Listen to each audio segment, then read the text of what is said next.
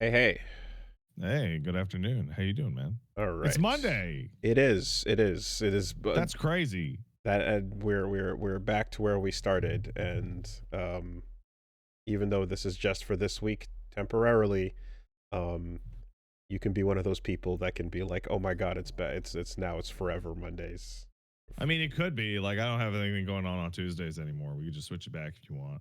It works out. It's fine. But ultimately, I mean, well, I just remember like, you know, two in a row, and it was permanent from then on. You know what that reminds me of?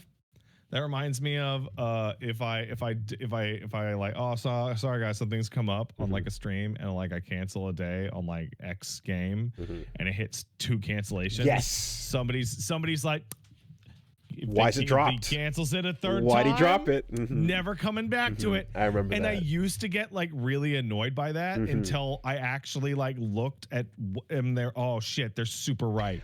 I got like that has actually been 100% accurate every time. Okay, so that got weird because I remember hearing about that because people started showing up in my streams and thinking that was the case on my end, going, oh, well, this is what happens over on Pat's side, so I just assumed, and we're like, not the same. It's not the same. It's not the same. But yeah, like there was like, I think something didn't come back a week after I started it or something to that effect, and someone was like, oh, it's dead. I just thought it was dead because that's, you know. It's dead. Bang, like, can we just, yeah. Anyway,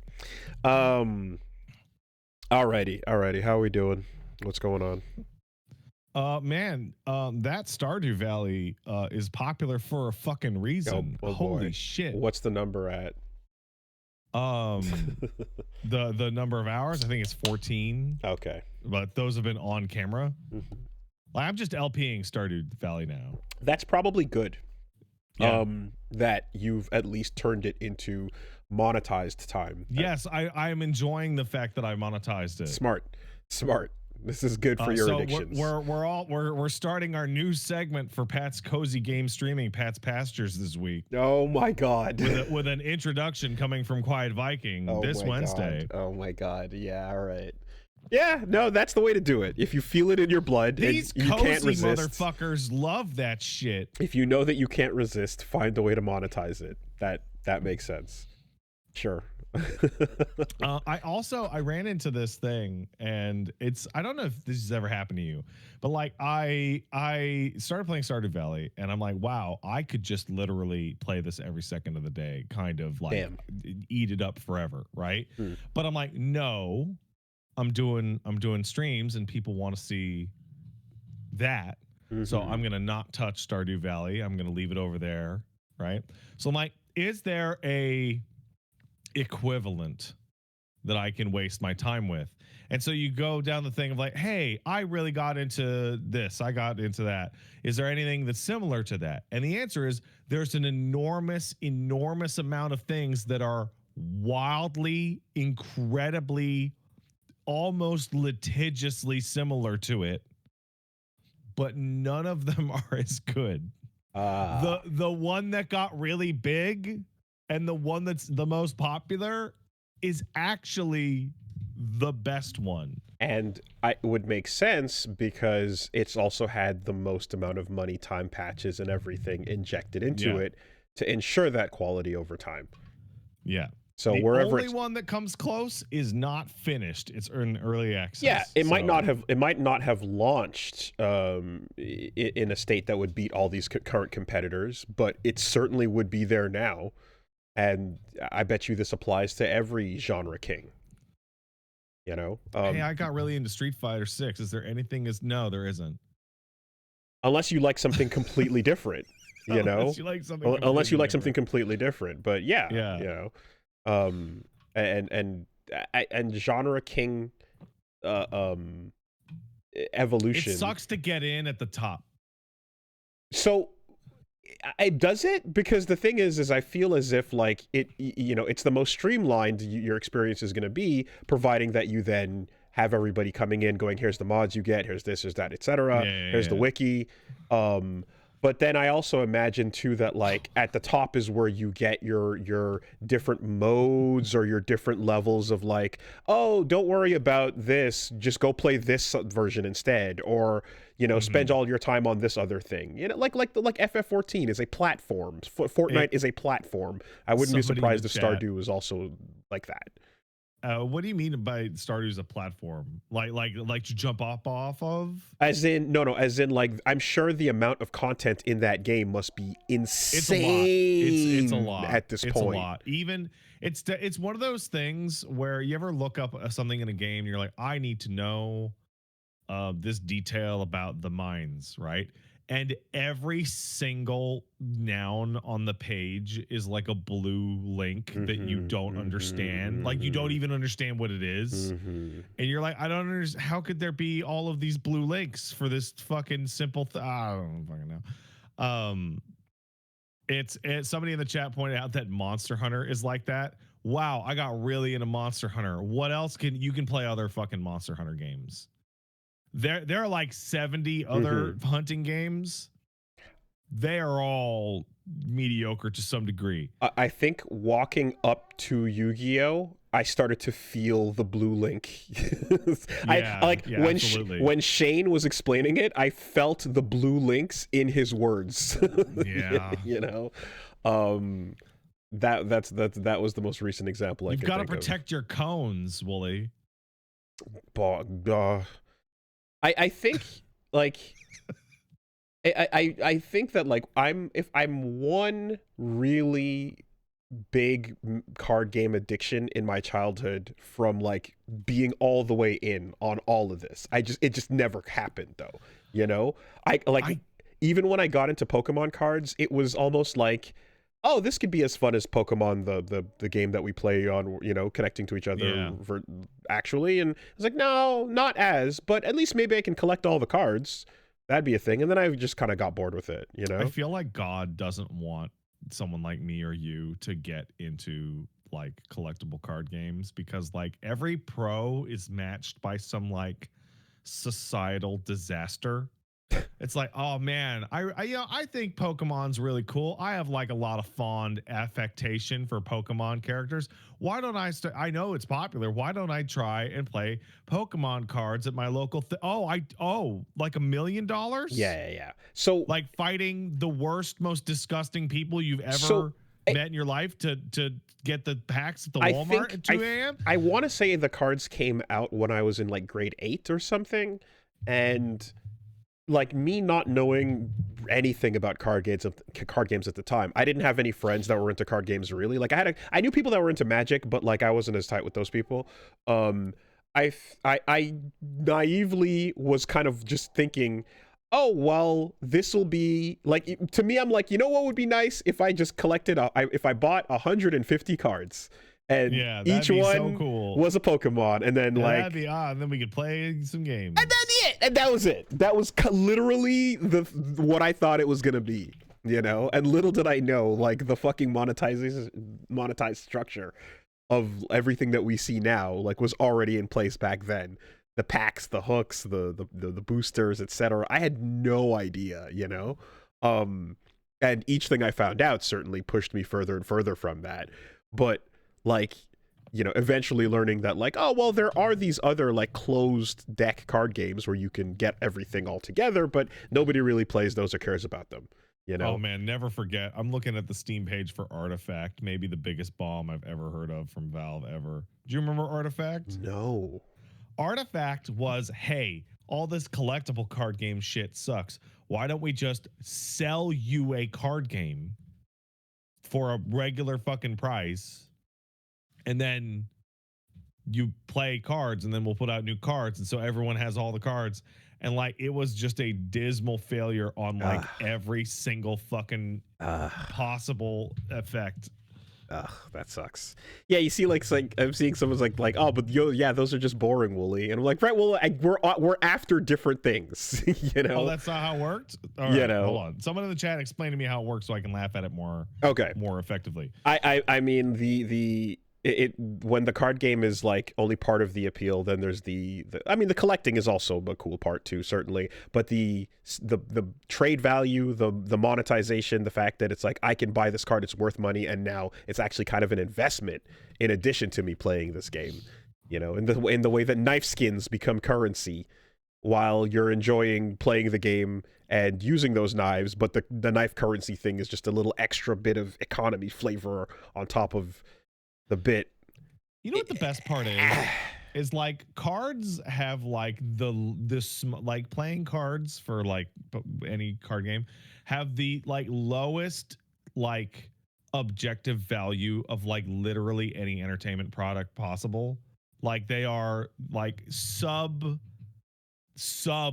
penny in Mm-hmm, value mm-hmm, in mm-hmm, terms of material. mm-hmm. And so like all the costs would be like shipping for these things, right? So if you have these situations where everyone's going crazy and people can't get into the game because of freak scalpers, you could just print more cards. Right, It right. would actually be trivial, And but mm-hmm. they're happy with the insanity and the disgusting behavior and the aftermarket nonsense. So, like, if you like, I would like to play Pokemon or Magic or whatever, and you're like, oh, this thing's disgusting. It's disgusting by active design. Yeah, yeah, but Like, and profitable in that way, right? Because there yeah. is a part of this too where you have to consider if it was just purely gameplay. Oh god, I'm gonna sound like such an ignorant Oh, ass right yeah, now. come on, old man. Let's do it. I'm gonna sound like no to anyone who's fully in on the card game world. Like I'm gonna be such, but like there is there's a thought where I'm like, if it was just purely about the gameplay, then you would just be printing and playing, right? You could just print and play whatever you want and have fun with the game mechanics, You and know, that if I wanted to like actually play like Magic, just play it. yeah, Could I just print out pirated cards I can't and play it with people? I can't And would people care? I can't see why not. If I'm showing up to have fun with the game, I can't see why that would be an issue, right? And the thought is we literally do that with D&D, right? Yeah, we do that with D&D. The whole point is you grab a piece of paper and you do it yourself.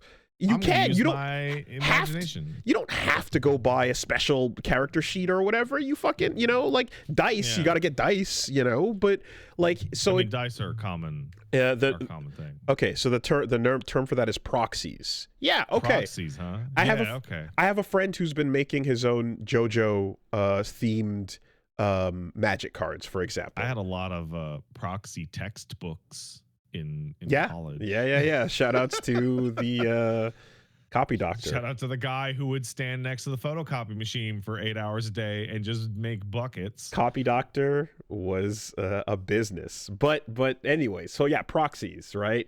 And that makes a lot of sense to me in the sense that you're like, yeah, I actually just want to play the game and have fun here. The economy is separate, and the collecting side of things, I definitely do get. In fact, my first memories of cards was my brother and my cousins and all of us getting these inheriting this binder of Marvel cards, and I often talked about having the old, like, the Fleer Ultra sets, and there was no game involved in these Marvel cards. It was just characters, and we would just draw. We'd start out by drawing Wolverine from the pose on the card and check the numbers on the back, and that's all it was. You just look at them and have them and be like, hey, cool, that's a card, like a baseball card, so like when I kind of remember learning about how it's like, oh, some cards have like a game system behind them while they're also collectibles, it was like, oh, that's a cool little kind of extra thing to it, but I was so surprised to find like the interaction between the market and the micro and the buying boosters and the whole setup. It was so predatory. It's why your digital collectible card game is so nefarious, because now the value of the card is actually zero because the card doesn't even exist. but they have the ability to disallow proxies.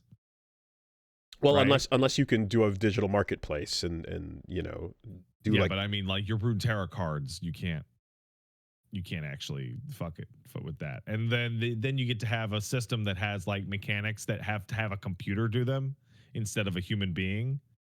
Like one of the things when I remember listening to Josh Sawyer talk about like Pillars of Eternity when they built the combat system, they're mhm. like the computer's going to do all the math for to hit, so we don't need to make a to hit system that you can understand with dice, right? We can use the computer's going to fucking do it. You don't need to Mhm. actually roll a dice, so we can do all sorts of weird shit like grazes and stuff like that. And Mhm. so I think about like in Runeterra, there's even like a really annoying system that would be miserable to play on a deck, which is called Deep, which is when you have 10 cards left to go.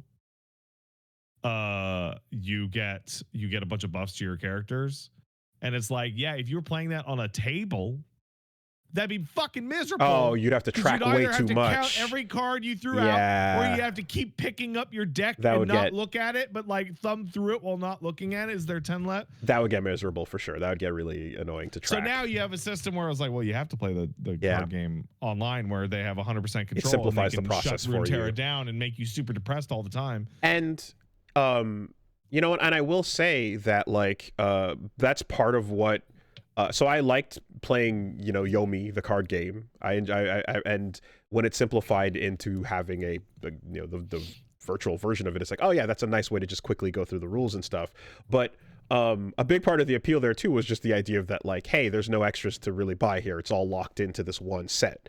Mm-hmm. And it is kind of it's a little bit like saddening to kind of see some folks kind of be like, yeah, but if it's a closed fixed game and it's all there, then it's not as fun because it doesn't have the market aspects, which include the predatory aspects of it, Mm-hmm. to make it interesting enough to become a big phenomenon, like I would like to believe that a game can just be fun enough to play on its own and So not have to get into that it's stuff. it's so wild because you're totally right. And I played, to my knowledge, I played two of the only versions of these card games that were just fun games to play until they were like broken / ruined, Hmm. which is Runeterra was just great, aside from the fact that it didn't make any money.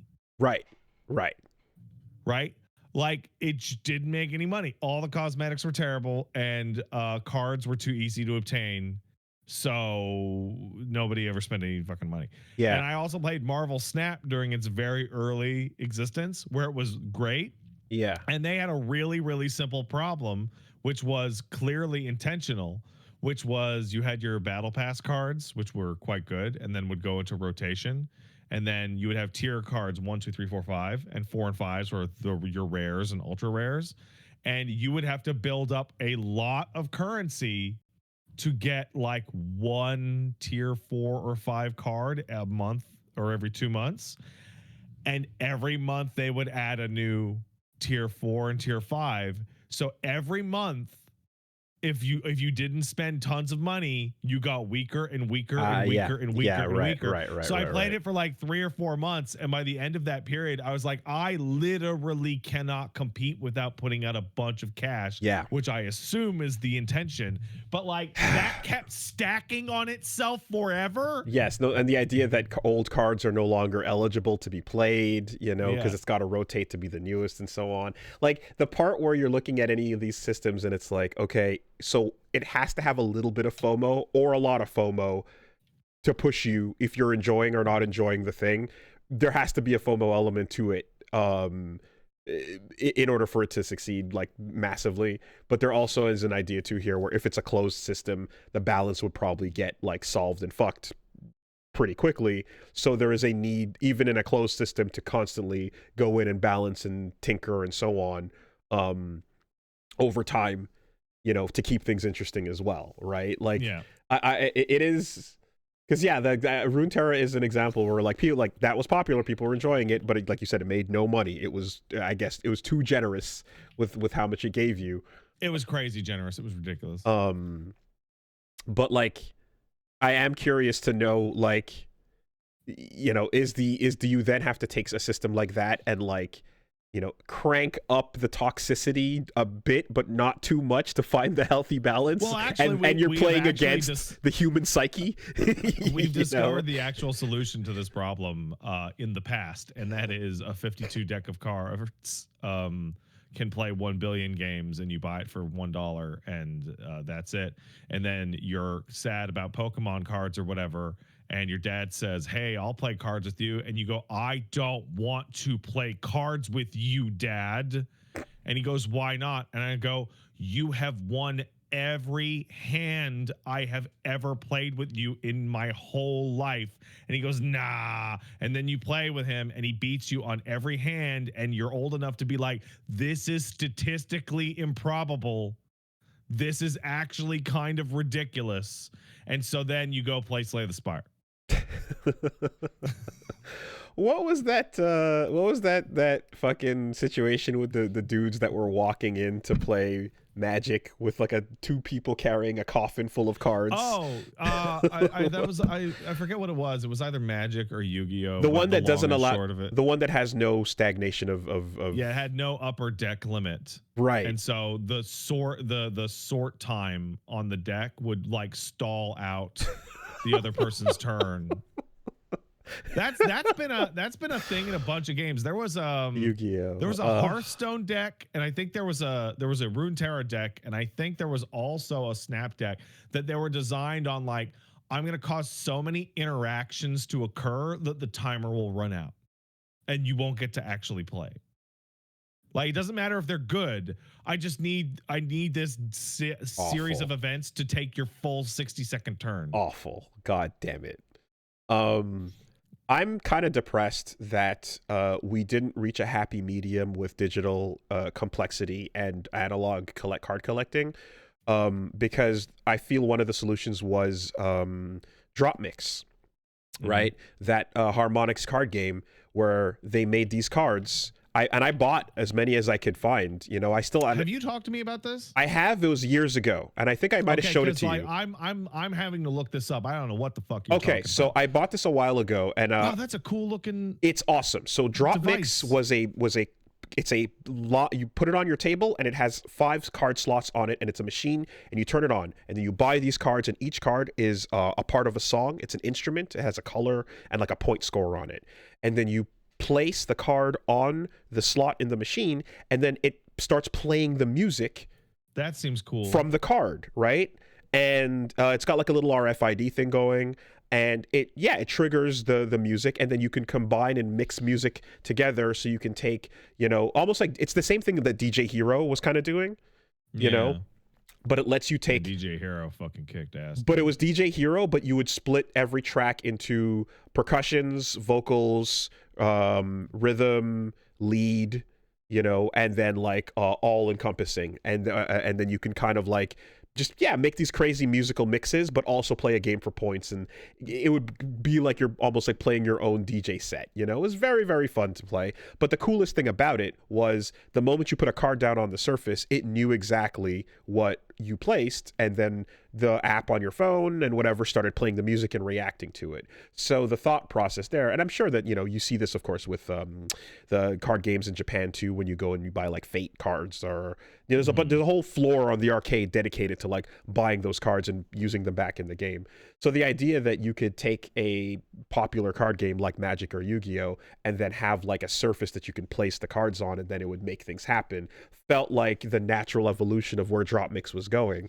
But it seems like that never really happened, or I've never heard of anyone pushing any further past what we saw there.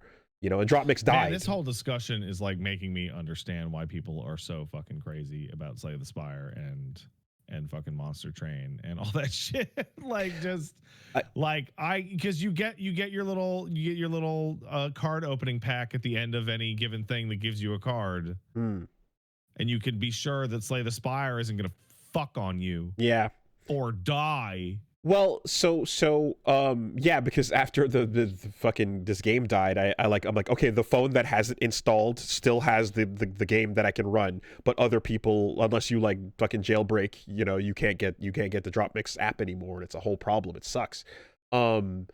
I remember when I was looking at the Balatro had those like limited printed physical things, and it was like, what if you had to play Balatro in real life? What if you had to sit there you fucking couldn't. with a You fucking, couldn't fucking play get your Balatro in real life. calculator out, or get one of those kids who can do the hand abacus shit? I don't think the kids you who do could this handle the fucking like order of operations. You can with one of those kids, or with a calculator. You know, you put down a fucking insane joker, and you just get not a number. All right, there's your score.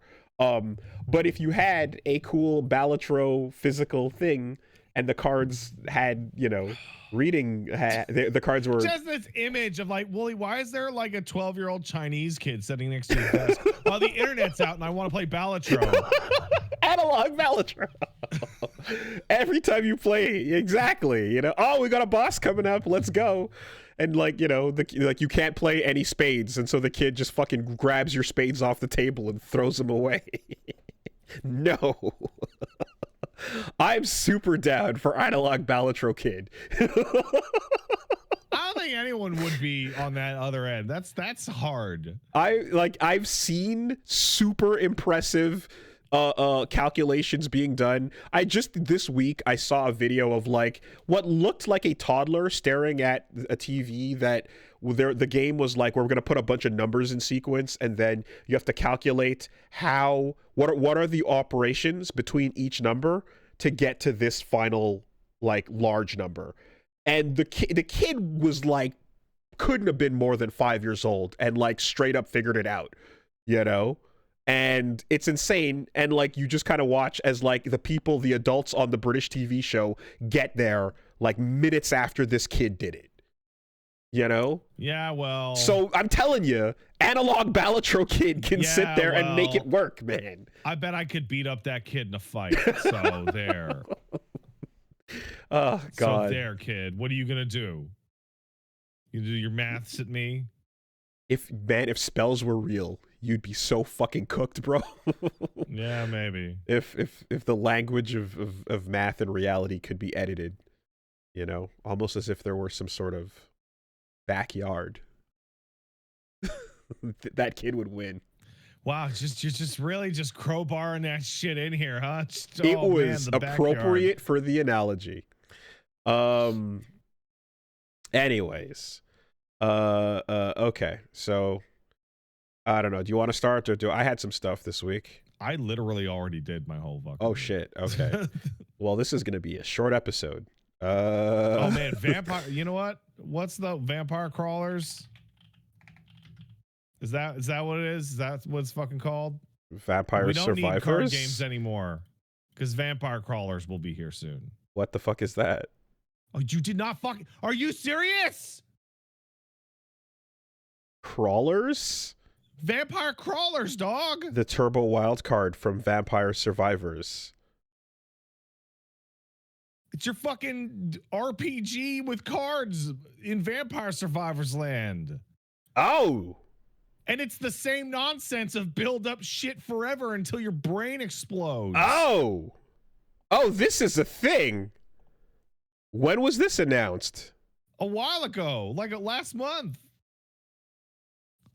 It's disgusting. First person car. I saw Vampire Survivors like VR madness, but yeah, it was the day after that.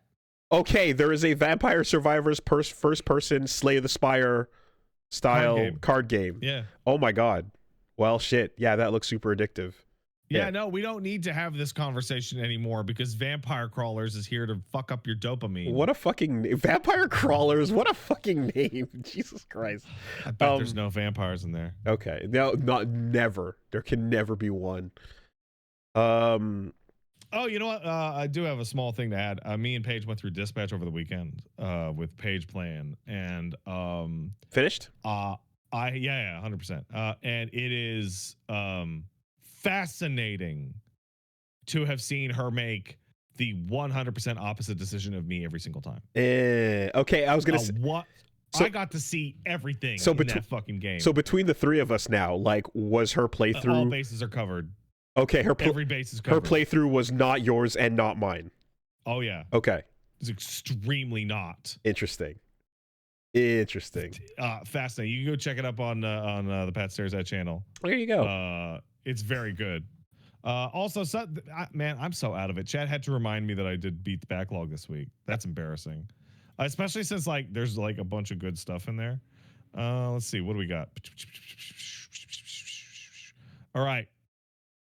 This week I played a tiny little Metroid. So, are you familiar with Record of Lodoss War? Yeah, that's a classic. Okay, so that there's is a super classic called Record of Lodoss War Deedlit in Wonder Labyrinth. It's pretty great.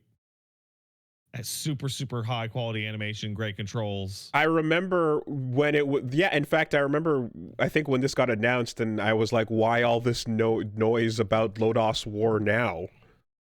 That's because there's a Metroid game. But like, this is it's an insanely old anime franchise that just came back for no fucking reason a couple years ago. That's crazy. It's good. That's my review. It's good. Okay. It's a good game. This was I also played.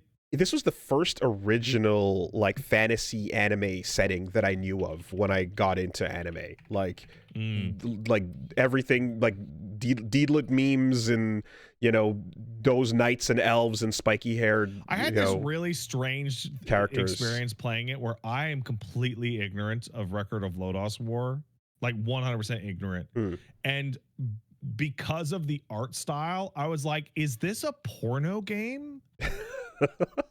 Is this a secret porno game? But I actually had it backwards. Nah, what year? 1986? Okay, yeah, sure. That sounds about right. It's not. It's one of the oldest fucking fantasy setting anime things ever. Yeah. It was a Japanese Dungeons and Dragons replay. Oh, it literally started as a D&D thing? Wow. I did not know that. Well, that would explain it. Anything about Record of Lodoss War. I don't know nothing. Other than this game was pretty good. If you were downloading real player like Dragon Ball AMVs, I assure you there were Lodoss War AMVs right next to it. Somewhere. Yeah, right next. Oh, yeah, that makes sense. Yeah. Let's see. What else we got? We got something called Neon Inferno. This is definitely up your alley, Wooly. Okay. It is a side-scrolling Metal Slug-ish side-scrolling shooter with a parry, with an incredible art style, with great music, in which you also shoot into the background. Sick.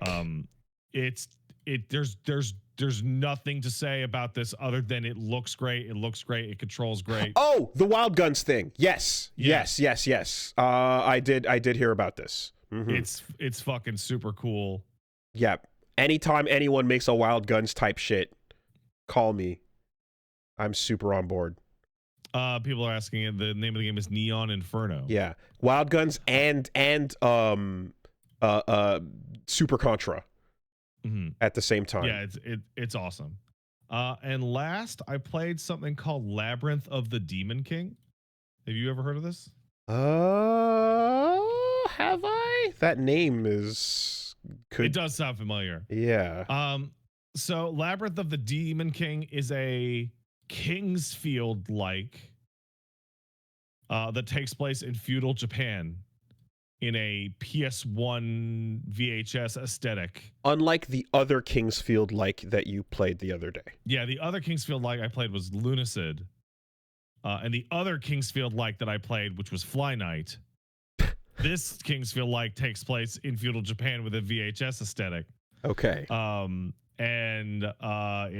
It's fucking Demon Soul / Kingsfield in feudal Japan with a parry and first-person melee system and a lot of grime. Man. A lot of grime on it. A motherfucker pulled up to one of the locals with a Kingsfield shirt the other day, and I was just awesome. Oh, this is a thing. Like, there's dozens of Kingfield heads out there, and their time is now. They're rising up after all this time. Kingsfield is a million times more appealing than actual Kingsfield. But I love the idea of like these Kingsfield fans being salty at Souls games for existing, because it's distracting from the true franchise. I have really bad news for diehard Kingsfield fans, which is, hey, did you think that it was a coincidence that this series blew up to be one of the largest things in the world once they made it third person? Once they made it third person. Character? I don't know. It's maybe seeing your character is like a massive big deal, man, in games. Just between that and fucking Rivals and everything else, like. And then you say, Pat, but what about first person shooters? What about Doom and Call of Duty and whatever? You do see your character in those games because your character is Shotgun or M16. That is who you are playing as in Doom or fucking Call of Duty. Yeah, and I'm thinking back to like the era of like early ass Rainbow Six, when it was like the appeal of this is to feel tactical. It is to feel like I am doing a real military ass SWAT team, go rah. And if I've never felt that before and you want to feel like that, then yeah. But that is cool. Yeah. But anyway, totally. It's fine. I stalled and didn't say much. Yes, ma'am. I said nothing in those last 15 seconds. Don't worry about it. The point of those games was to feel tactical, but feeling tactical to me is not worth the sacrifice of not seeing your toys doing the cool things that your toys can do. Rainbow Six game fucking kicked ass. Did you play Rainbow Six Vegas? It was a 360 game. Yeah, we QA'd it for like a second. Yeah, you know what the big deal on that was? Is that you could post up on a corner and you could zoom out your fucking character and the whole team. I like to see your character. Controversial. Yeah, no. I mean the fact that, you know, when Metroid Prime gave me those moments, I fucking inhaled them and was like, oh, the elevator, I can see it. Look at the suit. Oh, I'm in my morph ball. I can enjoy that for a second. But yeah. Anyways, all this to say, Kingsfield has its dedicated hardcore, and they're rising up now. I don't want them to rise up. I want them to make games that are way better than Kingsfield. Well, fortunately, if you push them, they crumble like skeletons do, and they're and into a little dry bones noise. So, it's fine. Okay. But that's pretty much it for me. This week it's going to be Backlog and Stardew Valley. So go down to twitch.tv/PatStaresAt or youtube.com/PatStaresAt for that shit.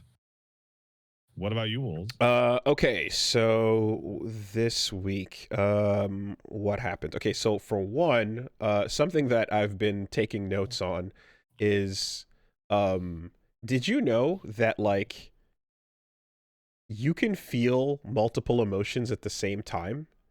No.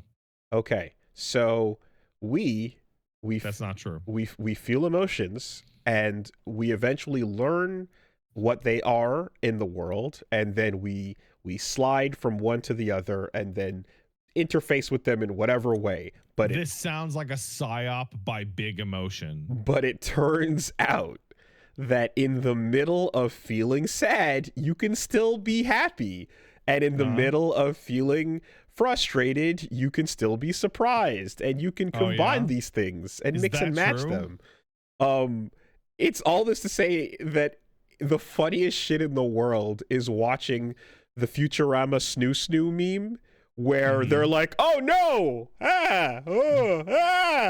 happen in real life to Baby, because Baby can be like, and then see something cool and be like, Gotta distract him.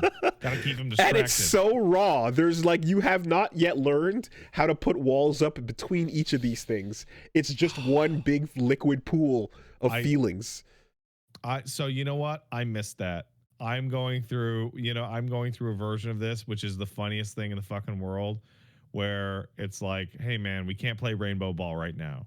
Okay. It's not time to play Rainbow Ball.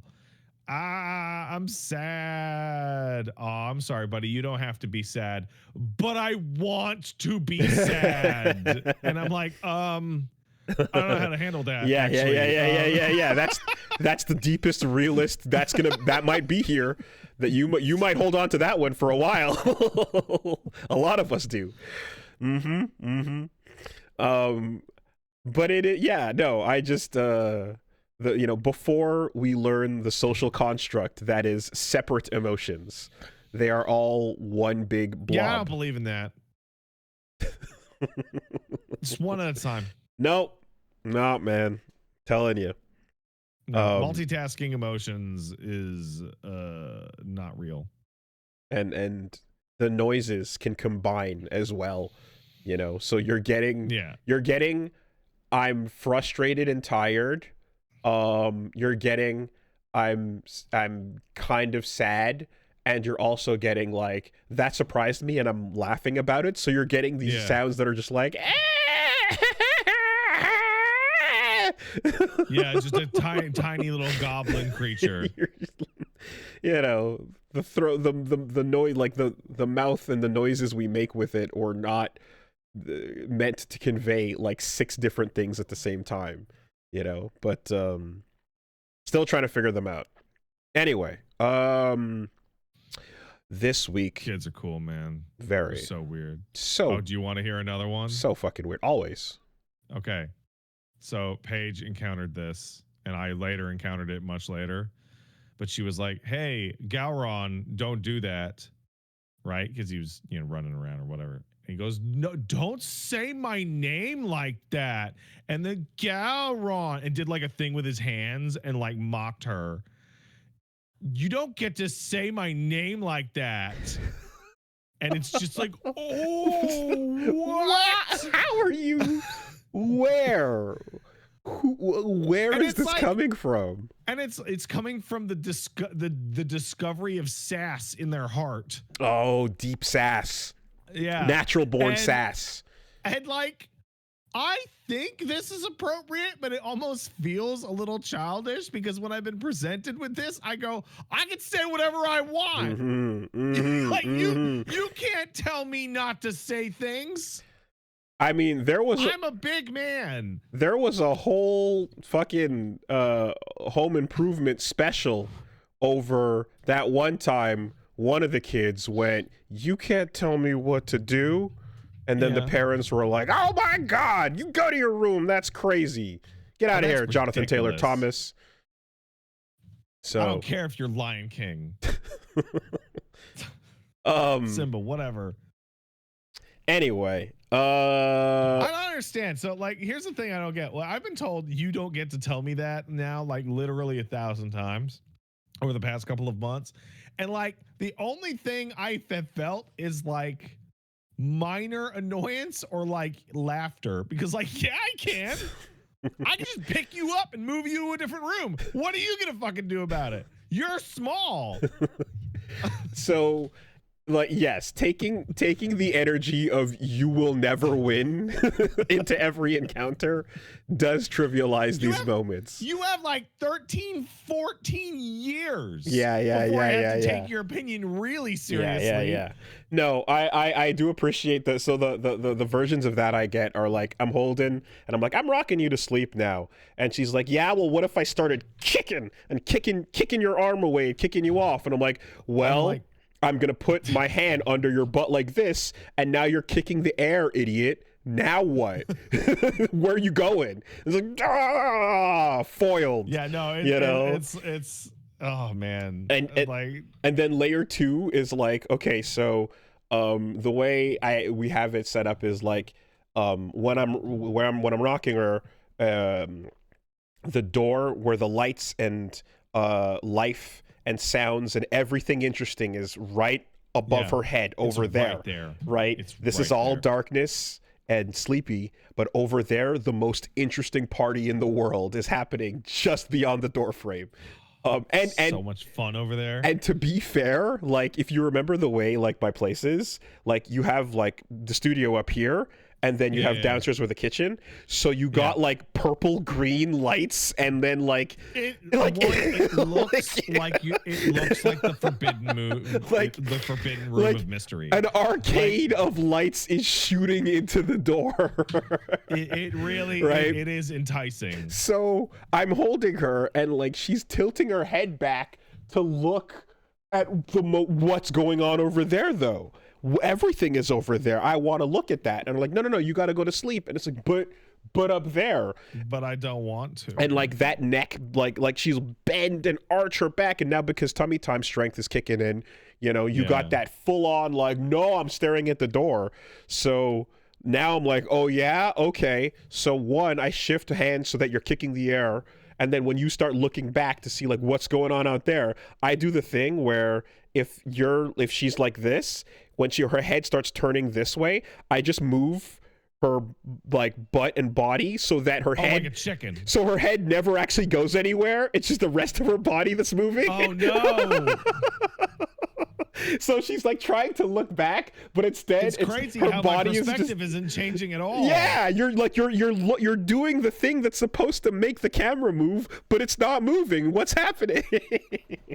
I'm like, because you're running on air. Like I'm manipulating you and moving your body around, and your head is not changing because you're gonna be nothing interesting out there. Don't worry about it. You know, and you do that a couple times, and it's like, I guess I can't look up anymore. Okay, well, I guess my perspective is locked. Time to give up. You know, yeah, you can't skip this cutscene. You know, the camera is locked. You can't move. You can't look around. Okay, and that's that. So, yeah, we're getting the tech. We're getting the rotate on angles. Yeah, like a chicken. You know, exactly like a chicken. It's surprisingly effective. You know. So aside from chicken hustling your baby, what's up? Okay, so we got a little bit further into Expedition 33, you know, pushing on there. Got the good backstories for the characters, and it is not much to say except for just like slam dunks on your party being fleshed out in Act 3 as just incredible characters and I kind of didn't realize how little you get going up to like Act 1 and 2 with the characters. You just kind of get their personalities and a little bit about them here and there sprinkled in with the hangouts. But like all the heavy lifting is in that third act. All the heavy lifting comes back and then comes towards the back end. Yeah, and like really makes them fleshed out and feel real. And I just kind of like somehow after that was that when in retrospect, I kind of felt like, they were fleshed out the whole time, but it really was this one spike. And I, you know, in a good RPG, you'll get one moment like that with each character to feel a ways about them. But here, you know, it's not just that, but it's like the little moments and banter that they have with each other, of course, like builds on that. And it does a lot with very little. Like I feel like there are longer RPGs that take much more scenes like that to achieve that feeling. Oh, absolutely, yeah. You know, but it feels like a lot of the fat was trimmed. You know, so good job on that.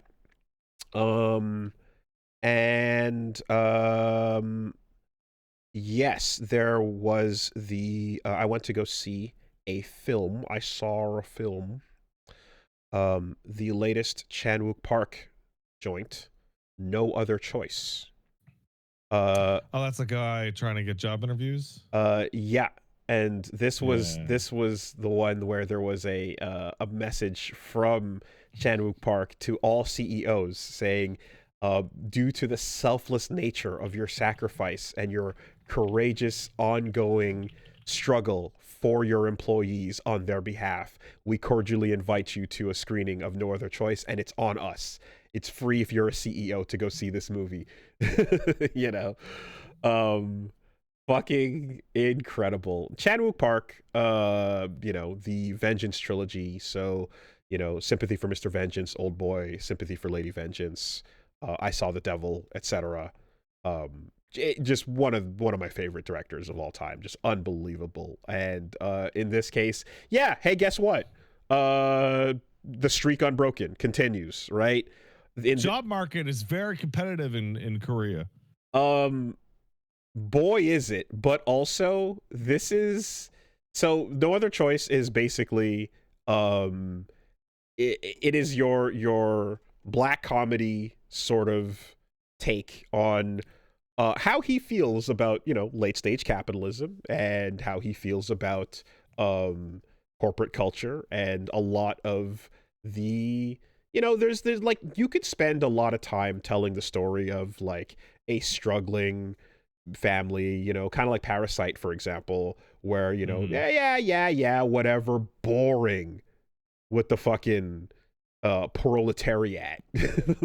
Enough of that shit, yawn. Let's focus on a super rich family. Let's focus on the family of the CEO, and like tell the story from their perspective. And you're full on bourgeoisie cam, right? And the the way it all unfolds, where essentially you're looking at this dude who's on top, and finds himself unemployed, working at a paper factory, because paper is all the rage, and paper's going places. You wanna get in It big, is. get in on the ground floor at big paper. In this modern day and age. People need paper. Yeah, yep. And you can when you'll know you're hiring the right person when they come in and talk about how they still use paper every single day of their lives for everything. You're just, some people are just born paper men. Um, it is a properly dark, and you got some oohs and ahs, and it wouldn't be a Chan-wook Park film without some wipeouts. Yeah, there's some wipeouts in this movie. There's some wipeouts in this movie. There's some big wipeouts. But I feel like that's like legitimately like the long-term effect of those Star Wars prequels on me is literally just Sam Jackson saying there are wipeouts in this movie. That's pretty much all we needed, really. Like that's all that attached to me. Correct. That's fine. But yeah, but what changes, or what feels, what's most interesting here is just the tone with which everything is carried out in, which is just like, hey man, it's this economy. You know what it is. You got to do what you got to do, and you got to put food on the table. It is what it is. That's right. There are some moments of like the most complex, multi-layered feelings between characters getting, like, I don't even know how to describe this, but like every second that a character is on screen talking to or looking at another character, and there are moments where like the complexity of how they feel changes, like almost frame to frame, and then their motivations in turn change in, like, as it goes on. It's super duper well shot and interesting. Some of the best cinematography I've seen in years. Incredible work with like overlaying of shots, and doing some of the stuff that Ridley Scott does, where brilliant use of overlay and transition, things fading into other things, and creating that moment where, when you're halfway between the last scene and the next scene, where things are placed feels very deliberate. Just absolutely phenomenal. And again, the absolute wonder of a paper company entering this world of automation, and necessary downsizing, is just phenomenal to watch in Chan-wook Park style. So when it comes out in select theaters, I highly recommend everyone check it out, because it's a fucking banger, and everything he does is great. There was an interview I saw he did on The Daily Show a week or two ago where they had him on to kind of talk about this in general. And they're like, boy, you have some scathing things to say about corporations, huh? And it's just kind of like, yes, but I would also like to keep making movies. That's true. So, yeah. Yeah. I hate everyone that has money, and I want to be one of those people also. Thank you. This has been my TED Talk. Fucking great, man. Yeah. It's just funny because a friend that I was there with, Command Grab James, who helped me with the MMA portion of when I was doing that stuff, was like asking some questions about AI, and we watched the movie, and then I was kind of like, any questions? Right? And I kind of walked out with the credits rolling in this movie, having a moment where I realized, oh, right now around the world, there are many super talented filmmakers that are writing scripts and their pen is on fire and the page is burning up. Oh, yeah. And it's gonna take a couple years for us to see what they're writing right now about this shit. But it's gonna be good. There will be some incredible, super, super hard-hitting, scathing critiques of the state of affairs we are finding ourselves in. Short about OpenAI right now, basically, and I can't fucking wait.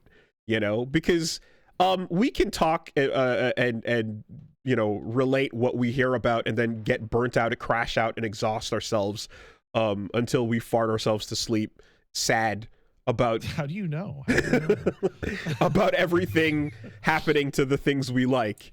But somebody who can actually tell incredible stories and direct incredible films, taking a stab at this, I can't fucking wait to see what's coming down the pipe.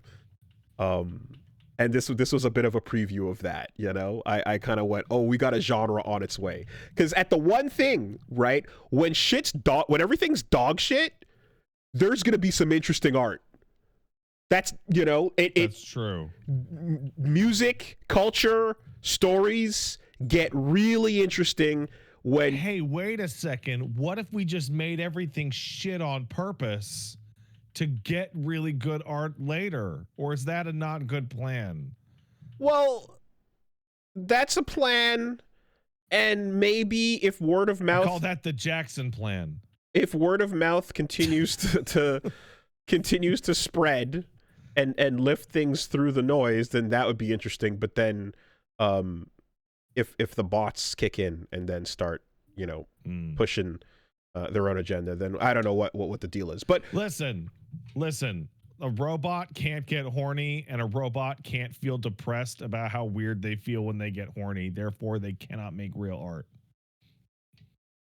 Why does this feel like an extension of the conversation between Yoko Taro and David Cage? They had a conversation? No, but they had a fake conversation in that one meme, and I refuse to believe it's just a meme. I believe it's real. Like, I don't care what anyone says. That one tweet or whatever post is real to me, damn it. The thing that didn't happen? The thing that didn't happen totally happened. David Cage, can a robot learn to be human? Yoko Taro, can a human? Cage, what? Yoko Taro, can a human learn to be human? Cage, I don't get it. That happened. Yeah. It happened. That really is. Shut up, it happened. And if it didn't, shut up, it did. Who cares? Oh, that's really good. No Other Choice is phenomenal. Yeah, this is going to be a pretty busy week. Got shit going down. So tomorrow I will be doing a special stream. The Twitch Rivals of Aether 2 event is happening, and I will be competing in Rivals of Aether 2. That's the Smash-like, that's the platform fighter, that's the good one. Yeah, I'm gonna be streaming my perspective as I do what I can. I don't expect it will be much. However, as a you know, early. I've touched the game before, but I don't expect to do much damage. I guess seed. No, you got this. It's like win or You got this, bud. win or stay in America, right? That's what we always said. Now, whenever people travel to or whatever, just like don't even come back home, bro. I can't. You went 0-2, just stay there. Yeah. Look, I think They don't say that anymore. they don't say that anymore. I think my job is to just basically deal with whoever seed 1 and 2 are on the opposing teams, and I'm gonna be. My team is with SK, myself, Armada, and Dan Fornes, the creator of Rivals of Aether. That seems Twitch.tv/ Rivals of Aether. The dev himself is on my team, and that's pretty cool. However, as wild as that sounds, I've been informed that it's kind of like it's like you're playing Tekken and Harada's on your team, right? It's like, yeah, that seems weird. You're gonna get there players. Like, is the creator of the game fucking phenomenal at it? Yes, absolutely. Well, hold on, maybe. pretty good at the game. Are there competitive players that win consistently that can whoop them? Yeah, that's how this works. There have been many conversations about like why dev players can only go so far, compared to somebody. There's an awesome discussion happening about 2XKO with that shit after Punk made some comments about pro players and the fairness there. I don't know if that's in the news, but it's a mess. The idea, but the idea of like the professional player that is just spending their time like grinding on the game, compared to the person who's making it and the people whose job it is to make the game good by like playing multiple characters or whatever, you're automatically not optimized. You're not min-maxing your time on the game, therefore you will not be at that level. Unless there's secret shit nobody found about that you put in there. Unless you fucking put in the you know what you do, right? Or you find put bugs. Out a patch 10 minutes before the show. Let's go.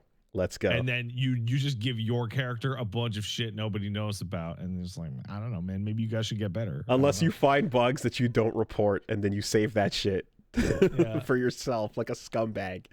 Are we talking about beaters again, man? Tan the besters. Yeah. Oh man. Oh, I love it. I can talk about that shit all day. But all this to say, so tomorrow, tune in. The event will be starting at 5 p.m. Eastern. And yeah, go team. We'll figure it out. I feel confidence when I look and I see, like right behind me stands twitch.tv/ Rivals of Aether. So let's go. I had it when I was going back to the game too. I kind of went, all right, let's brush up. So this weekend called in. So Reggie has a friend, Ned, aka Squirty McFish, who has been playing Rivals for a while and is pretty good at it. He came through last time we played and showed me the ropes and kind of showed us some of the cool stuff, and got me a little bit of training time to brush up on my skills. So shout outs to him for that, and we had a good episode. One of the decisions jumping back into that game was, do I go get my GameCube controller and plug it in? Oh my god! Because I have the extension for it and it's fully supported, and deep down in my brain I still have Melee memories. I still have Smash Brothers memories of playing and using that controller and reaching over to the small B button to do your skills, and I started playing with it for a bit, and I was like, nah, it's too far. It's too far in the past. Like, it's instinctually there, but this game is different enough. And I would say that, like, one of the big things, too, was back on the GameCube controller, like, I feel like X and Y were both jump, and then you'd hit the C stick for smash. So I would kind of hit... Yes. I would kind of hit either one, And now that these games are coming along where it's actually much more specific, and you've got like your smash button, your C stick is like a heavy button over on like circle, that I'm like, it's different enough that I'm just going to want to use, you know, a DualSense. Not to mention, back then on the GameCube controller, you had L, R, and Z, you know, and so you'd have your shield and then your air dodge and grab and stuff. But with that extra L1 button, you can get other stuff going. And then a game like this that has a parry, I need that extra button, you know. So gonna be going with that. But I did plug in the GameCube controller with the extensions and shit for a minute, and you know, there is something nostalgic about it. But if I'm not actually playing Smash, I don't think I want to use it. Anyway, that's going down. I appreciate shout outs to Pat right now for not holding himself together. If it was anyone but you, I have like 4 ready to go. I have like 4 ready to go. You got an up tilt, got an up tilt, down tilt, neutral, and sides? The whole time I was just been like, I'm just holding it back. You know what? Anyways, I am gonna do my best. Yeah, all right. Yep. Okay. Well, I got it. Yeah. That's for one. Yep. I'll just say that Rivals of Aether 2 is its own. I love that you can read my fucking mind. Rivals of Aether 2 is its own franchise IP, and you know, it's a solid ass good platform fighter. And being a furry is not against the law. There's some cool furries in those games, to be fair. There's some fucking cool designs. Absolutely. One of them is just Hyper Light Drifter. I mean, get the fuck out of here. That's not sick. You know? That's not a furry. I don't know what the fuck the Hyper Light Drifter is. Well, whatever the case is, yeah. This is Rivals of Aether 2. And it's got nothing to do with any other platform fighters or anything else going on, you know? It's just a fucking sick game on its own. Did they even say that?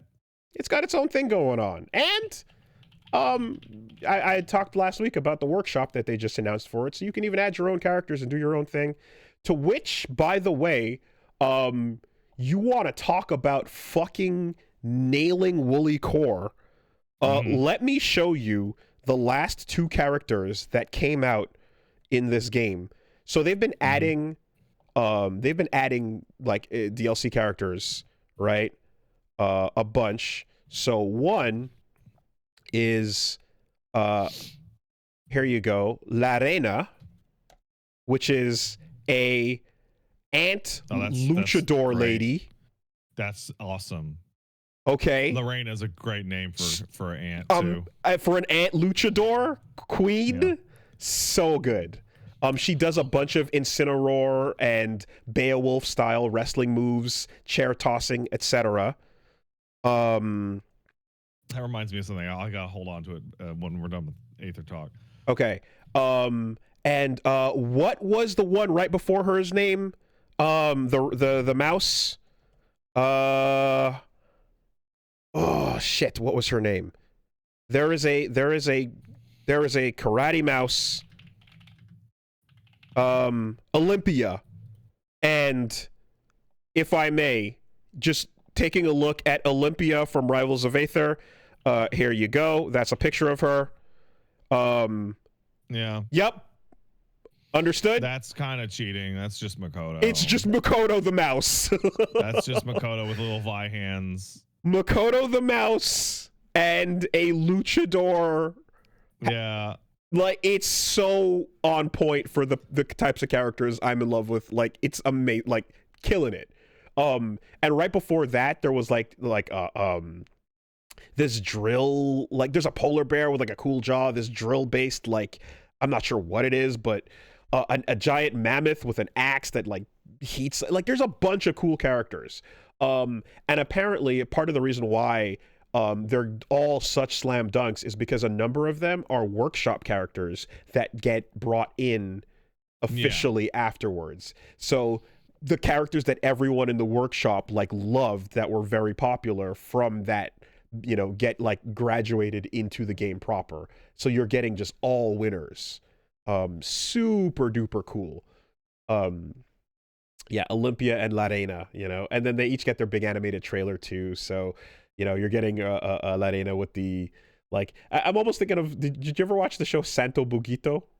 I did not. Okay, it was a show about like Mexican bugs, and there was a cartoon, back in the day on YTV and such, and it was just, you're getting these kind of vibes from it, and Guacamelee and stuff like that. I fucking love it. Like, I'm not a grappler player most of the time. I think not in your heart. Not in my heart. Grapplers are super sick, but I am not a grappler in my heart. However, luchas, I have strong affinity for luchas. Like, that particular style of wrestler is always a fucking fave. So, yeah. Anyway, check that out tomorrow over on Wooly Versus, where you can see my perspective of the Twitch Rivals of Aether 2 event. And then we will be Wednesday. I'm not too sure. Depends on the schedule. We'll see how it goes. Might have too much going on, but if I'm able to, gonna get some more Expedition 33 going. And then Saturday, another special event. Get into locals, part 2. This month's FGC meetup is going down. The Air Dashers have a monthly tournament, called Kizuna, and me and Reggie are going to head on down there. We're going to walk around. We're going to have the camera and a microphone. We're going to talk to people. We're going to sit at stations. We're going to play games, do some casuals. I got some old games I want to pop in and play as well. So yeah, just come check out the stream. And then we're going to, enter one or two things and film us going through pools and just see how the flow goes. So if you want to come see what it's like at a local FGC event, tune in this Saturday as well for Get Into Locals as we are at the Air Dashers Kizuna event. So here's a quick question. You're not going to be streaming it this week, but next Tuesday, am I to expect that you will have some hours in on season 1 of 2XKO that I can discuss with you? Hopefully, yeah. Because Caitlin's coming out tomorrow, and I'm going to be playing that shit. Yeah, a bunch over the week. It's going to be a really busy week, but I'm going to try to get to touch it if possible. There's some of those that announcement stuff is in the news as well. But the whole reset plus balance and etc. is happening. At the very least, I'll touch it in the form of the tournament on Saturday. Right? Because I'm going to enter that and see how that goes. Plus the new changes, etc. I want to make sure I'm not getting exposed on a new. It's a lot. There's a lot. Yeah, and 2XKO this week, and nobody likes entering the weekly or the monthly and then getting exposed doing old shit that doesn't work anymore. So sometimes the old shit still works though. If you keep it simple, yes. But if you're not optimized, you're gonna watch your damage go down. Optimization is for freaks. I hit Grandmaster. I didn't optimize for shit. Yeah, you can keep it simple. I was talking to Javi and Cloud this morning, and I'm like, I feel like getting to Grandmaster is literally just get decent fundamentals and then figure out one disgusting tag mix-up that like is your own. Yeah. And ultimately, it's win more than 50%. Like I said, like they're generous about that. What ends up anyway, whatever. We don't have to get into the crazy nitty gritty of it. But when I look at a bunch of advanced Vi combos that are really hard to do, and then I go light, medium, heavy, wall bounce, ora, light, medium, dunk, super, and it does within 50 damage of the extension super complex one. Like, yeah, but the Yomi isn't as good, Bully. What about the Oki? The Oki is good because it's ending with the second super instead of the first. Whatever. But that's neither the point. But the point is ultimately it's like Walter White arguing about the last 1% of his meth. Every time you do the advanced combo and drop it and lose the game, fucking hold that. Yeah. Or do the simple thing consistently, and then you're fine. Anyway, so yeah, that's going to be this week for me. So tomorrow, Twitch Rivals of Aether, and Saturday, get into locals. That's about it. What do we got this week for news and or sponsors? Quick word from our sponsors.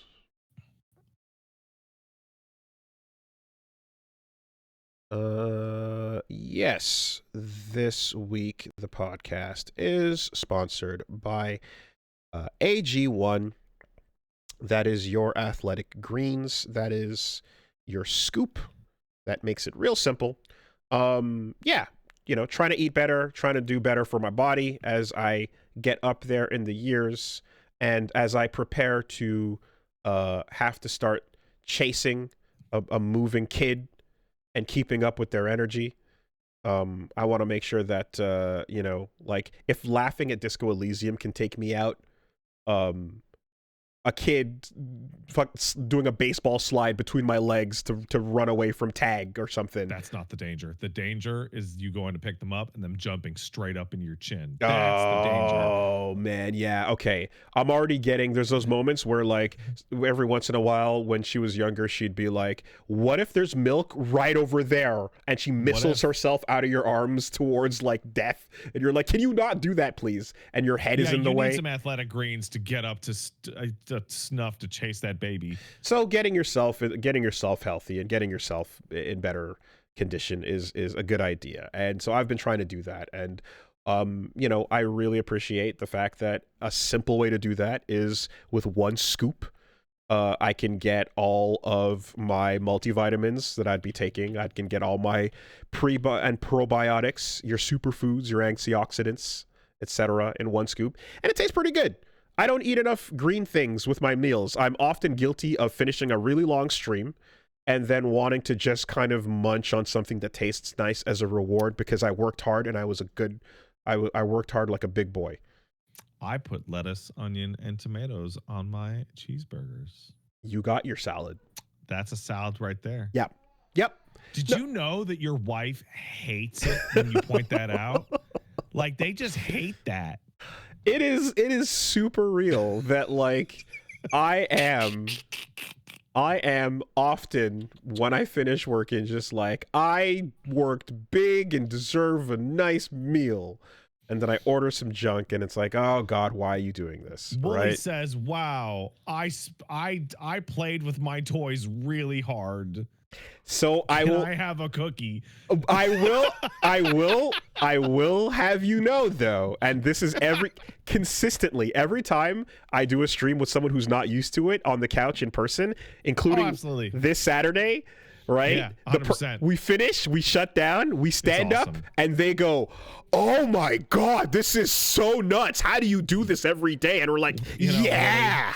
Bully, you're right.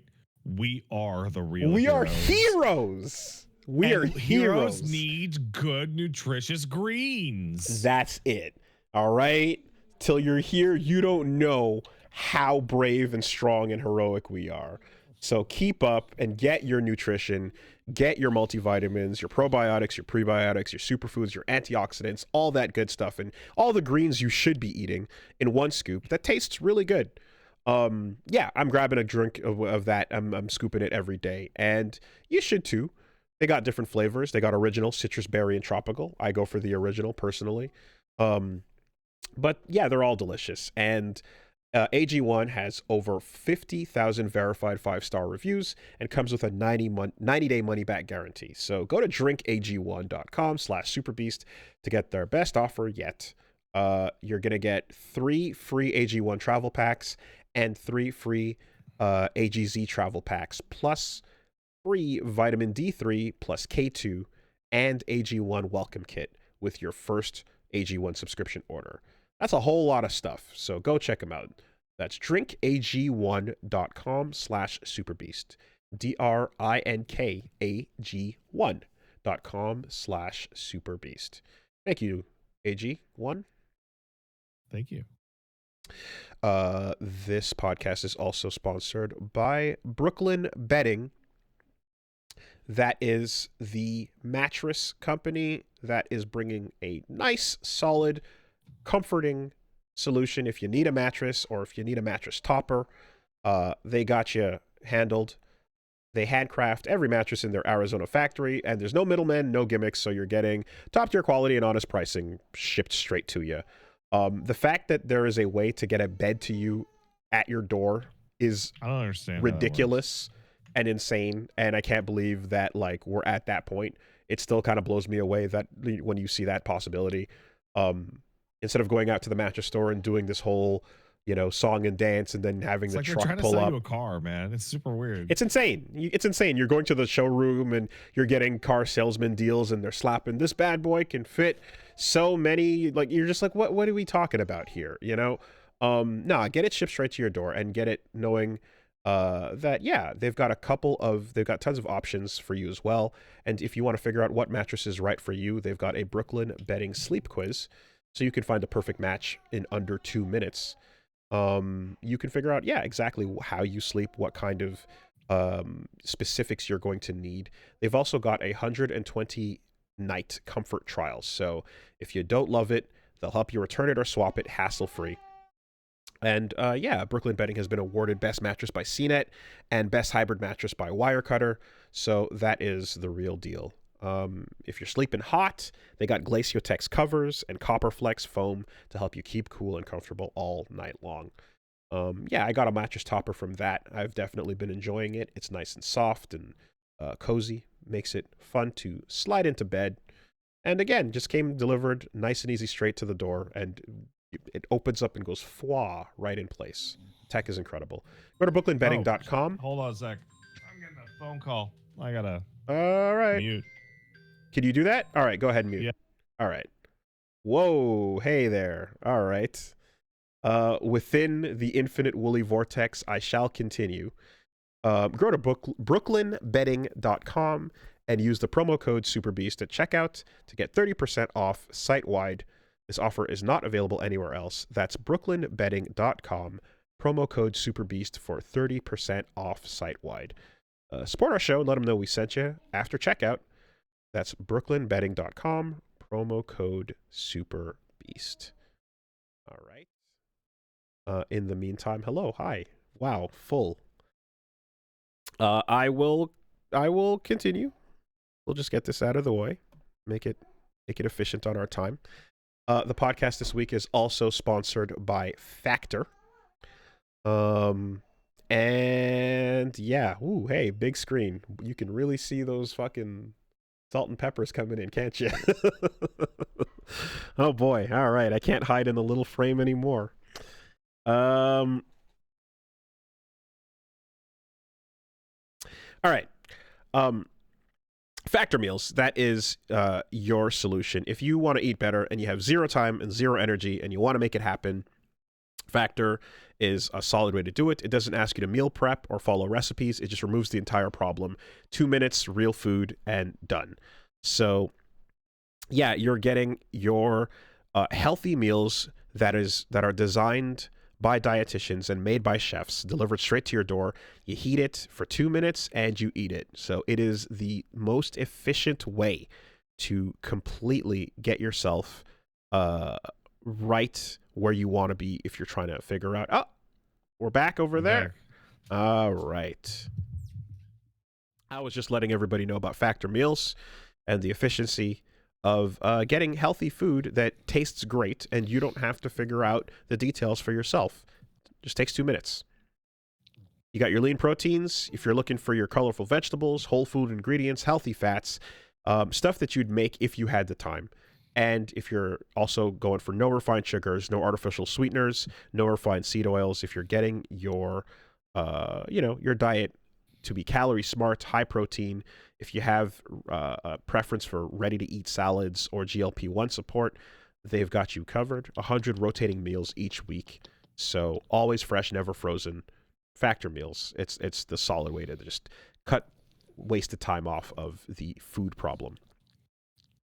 Head to factormeals.com/Castle50off and use code Castle50off to get 50% off your first Factor box plus free breakfast for 1 year. Offer only valid for new Factor customers with code and qualifying auto-renewing subscription purchase. Make healthier eating easy with Factor.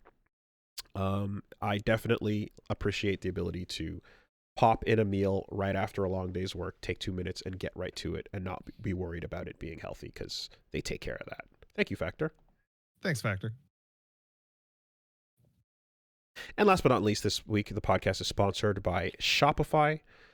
New year, new business ideas, whatever you are thinking about getting started off the out of your dreams, consider getting your business up and running and having Shopify help you get it started. You can launch whatever you're thinking about selling, and if you want to get that first sale done, Shopify is the perfect platform to help you as it scales all the way up to your millionth sale. They are, behind a ton of businesses online. They integrate everything you need to sell online and in person. Tons of entrepreneurs have taken this step. If you want to track things like where your social media integration is, how to get things integrated, if you want to figure out where people are buying your products and what their orders are, if you want to handle international shipping or things like returns, that can all get really complicated if you don't have the right platform on your side. So Shopify is a really simple way to take care of that. Not to mention, if you want to get your product descriptions up and overall feel like you have a marketing team essentially helping you with your business. As you grow, it grows with you. You can handle more orders, expand, and do all of the new things from the same dashboard. So yeah, in 2026, stop waiting and start selling with Shopify. Get your business ideas off the ground. Sign up for your $1 per month trial and start selling today at shopify.com/superbeast. Go to shopify.com/superbeast. That's shopify.com/superbeast. And hear your first cha-ching sale of the new year with Shopify. Thank you, Shopify. Thanks, Shopify. Right. So sorry about that. My mom called me on the phone to tell me that I sent her a cute video of the baby this morning. And I was like, I'm really busy right now, Mom. Well, that was important. So, that's fine. We touched on a couple things, but in going over stuff last week, forgot to get into it. Alex, the man with no allies, heel turn Alex trailer dropped. Man, I really don't like that they split these trailers in two. Yeah, no gameplay. Yeah, because I just want to see what the stomp looks like. Yep. That's it. Yeah. I think it makes sense because there's still a lot of like people that are World Tour mode enthusiasts that just dive into that side of the game. Yeah, but those people don't watch the news about Street Fighter. They're too busy buying the costumes each time they put out cosmetic packs. Yeah, I guess. There are servers dedicated to freak custom character tournaments that people do, by the way.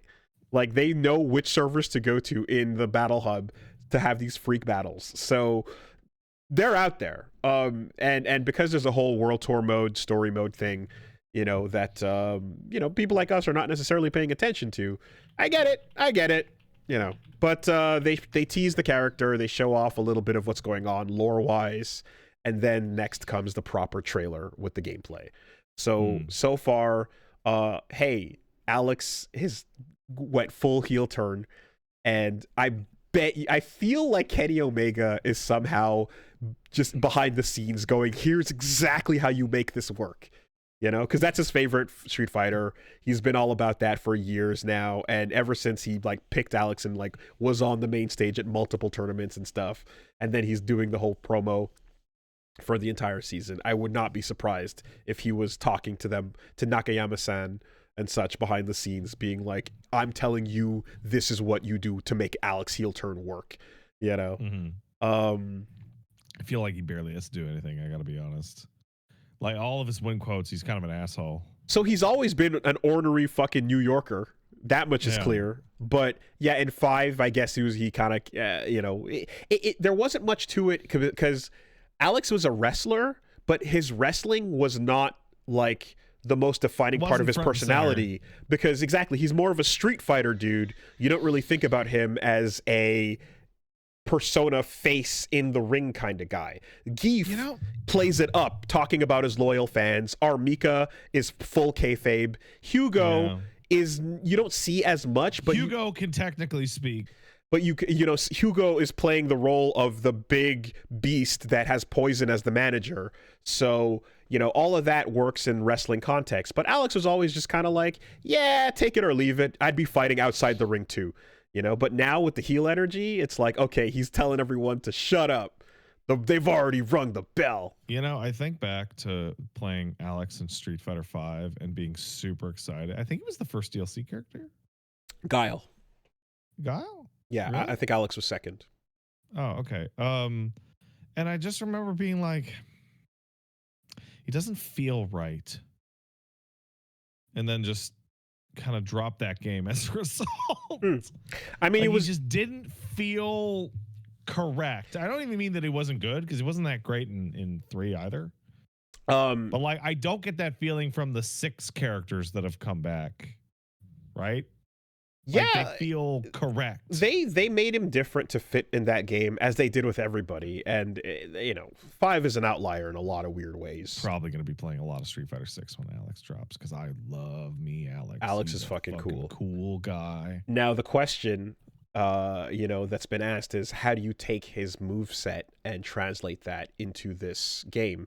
Not literally, because you have him do a bunch of cool wrestling moves, obviously, but his goal mechanically has always been about building up your stun meter, right?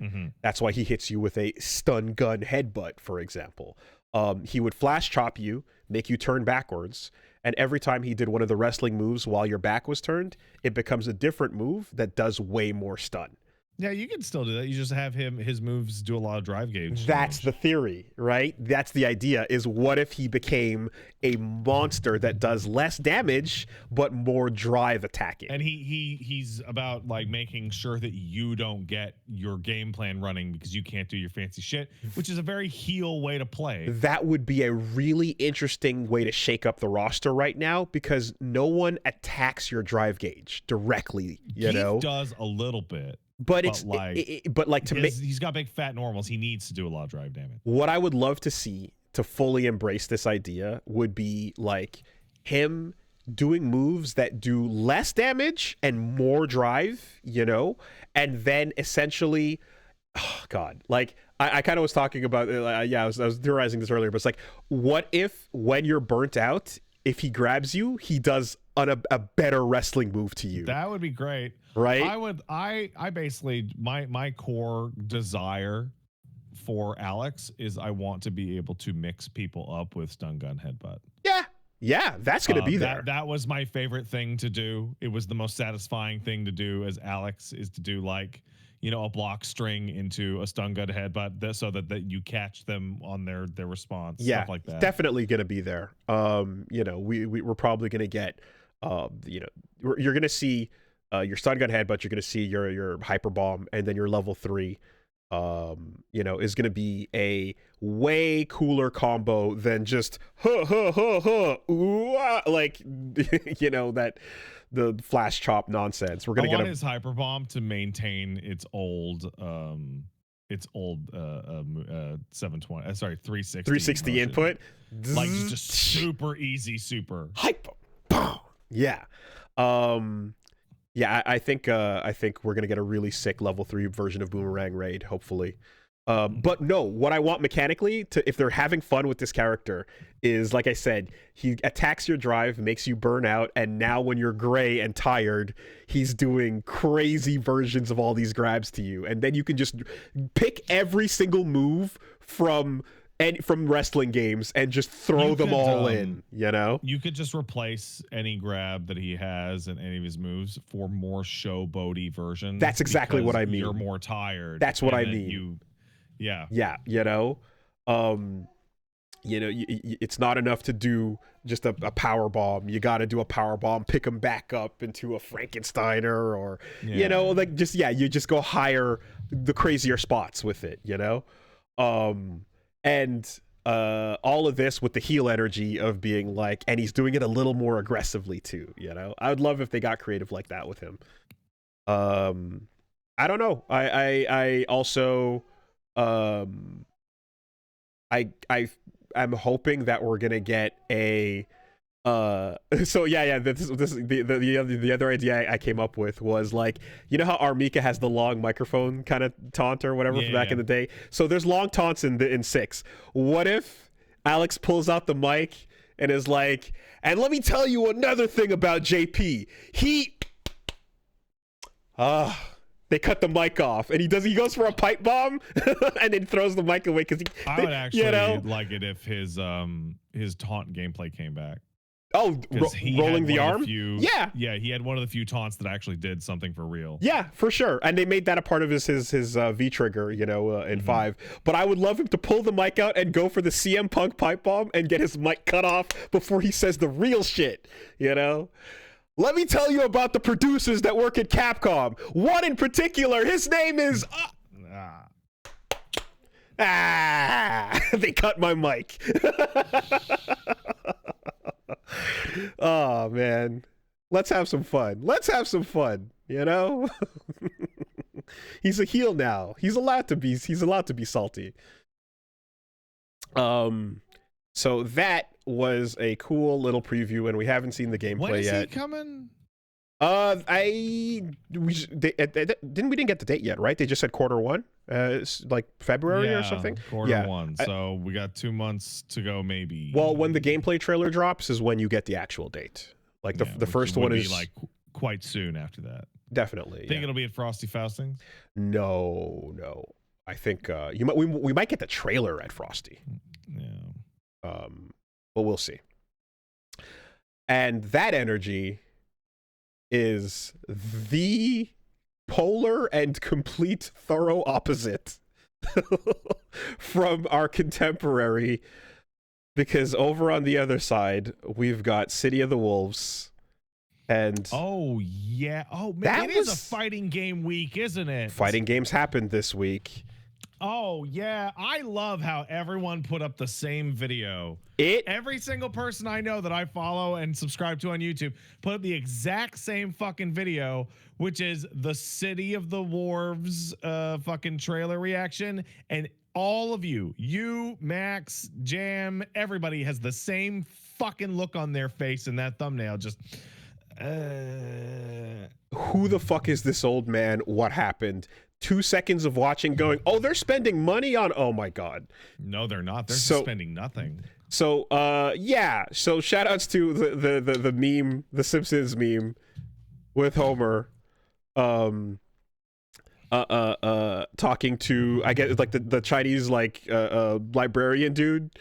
SNK are back. That's good. They were bought by the Saudis. That's bad. Yeah. Oh my God. They're making a new Fatal Fury. That's good. It's poorly marketed. That's bad. It's got an open beta. That's good.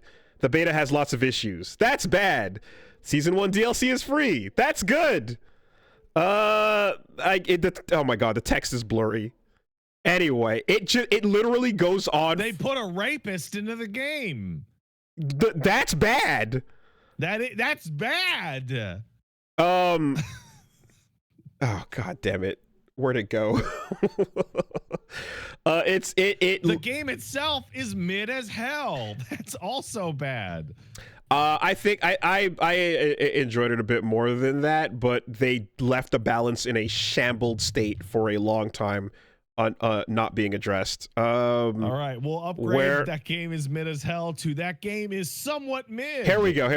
Sorry, I found the rest of it. And like they covered all of it. They're bought by the Saudis. That's bad. They're making a new Fatal Fury. That's good. It's poorly marketed. That's bad. It's an open beta. That's good. The beta has lots of issues. That's bad. Season 1 DLC is free. That's good. The base roster has 2 problematic guests. That's bad. How new characters come at a steady pace. That's good. Season 1 also has 2 guests. That's bad. The guests are from Street Fighter. That's good. They don't help address balance concerns. That's bad. The World Championship has a huge prize pot. That's good. It was poorly split between competitors. That's bad. It won Fighting Game of the Year. That's good. Largely because there was little competition. That's bad. They used AI to announce generative AI to announce Season 2. That's bad. That's bad. Have throw loops been patched out of Street Fighter 6 yet? No, they're never going to get patched out. That's an intentional part of the game. That game's been around for like 2 years now. They clearly like throw loops. Get better at dealing with throw loops. Look, all I can say is when you look at a lot of people were thinking that this AI trailer, which when you cut it out and they just put the gameplay of the characters, are like, hey, look, here's 30 seconds of these new characters. It's Wolfgang Krauser. Look, he's cool, you know, and then run the logo. Shut up. And now the rest of the trailer looks like a cheap TikTok somebody generated to steal your eyes about which room you would stay in for 24 hours. I mean, like, again, like there's a moment where Geese punches through a grave and it goes the wrong way, but it's not about the quality. It doesn't matter. Geese Howard, the guy with a famously known for having an American flag on his gi. He had in the old ones, he had an American flag on the back of his gi, but like he does it in this game. Yeah, not in this, no. The idea that this was something they came up with at the last second and they just did it quickly is not true, because they previewed it with the whole building a couple days in advance, saying, you know, with the wolves are back or whatever. And it's more of, this is what they said they were going to do when Saudis bought EA, right? The whole thing with that $30 billion of debt that needs to come down was, we're going to save money by using AI. Well, why wouldn't that also apply to every other property they own, including one like this? Apparently, other people, the American marketing team had no idea. The marketing team had no idea this was coming and were like mad about it. Arika was mad about it as someone that was working on the game as well. You had fucking Obari doing animated work on this thing, and then you pull this off, and no one knew that it was going to be a part of the thing, and they just drop it overnight on people, and it's absolute fucking just dreck. This was always part of the plan. This is how they're going to go, you know, forward with everything that they buy out. And it's just like, you could have simply cut the seconds of gameplay, that the 30 seconds, and just did that, and somehow the vibes get even worse. They get even worse. Hey, Willie, can I say something really brave? This game is not good enough to put up with all of this stupid nonsense. It's infinity cursed, dude. Like, it's fucking if we were talking about cursed. Like the be all end all fighting game of all time, and it had a bunch of bullshit on it, then we could all sit here and hem and haw about like, but it's the best game that's ever been released ever. And we could all grapple with our own bullshit or whatever. Not this one. It ain't. It's nowhere near good enough to constantly put up with this shit. It ain't SF6. It ain't. Hey, Wooly, you know that guy or that girl you knew that would always make excuses for their significant other, and then you met them and you're like, yo, this guy stinks. What? What? That's what I hear when I talk or hear people talk about City of the Wolves. This is the guy. This guy. I feel gave up the nursing program for this dude.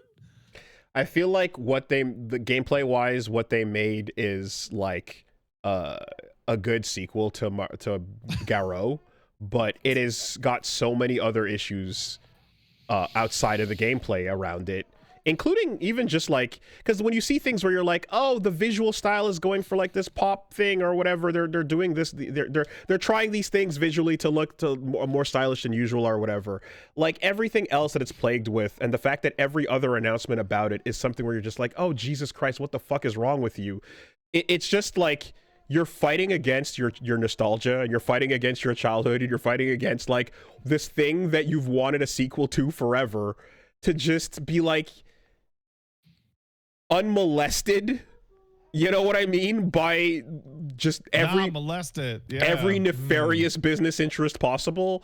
But it seems like when they announced the sequel to this game, you know, it was also going to be like just the test bed platform for all their experimental bullshit and forcing their marketing into it.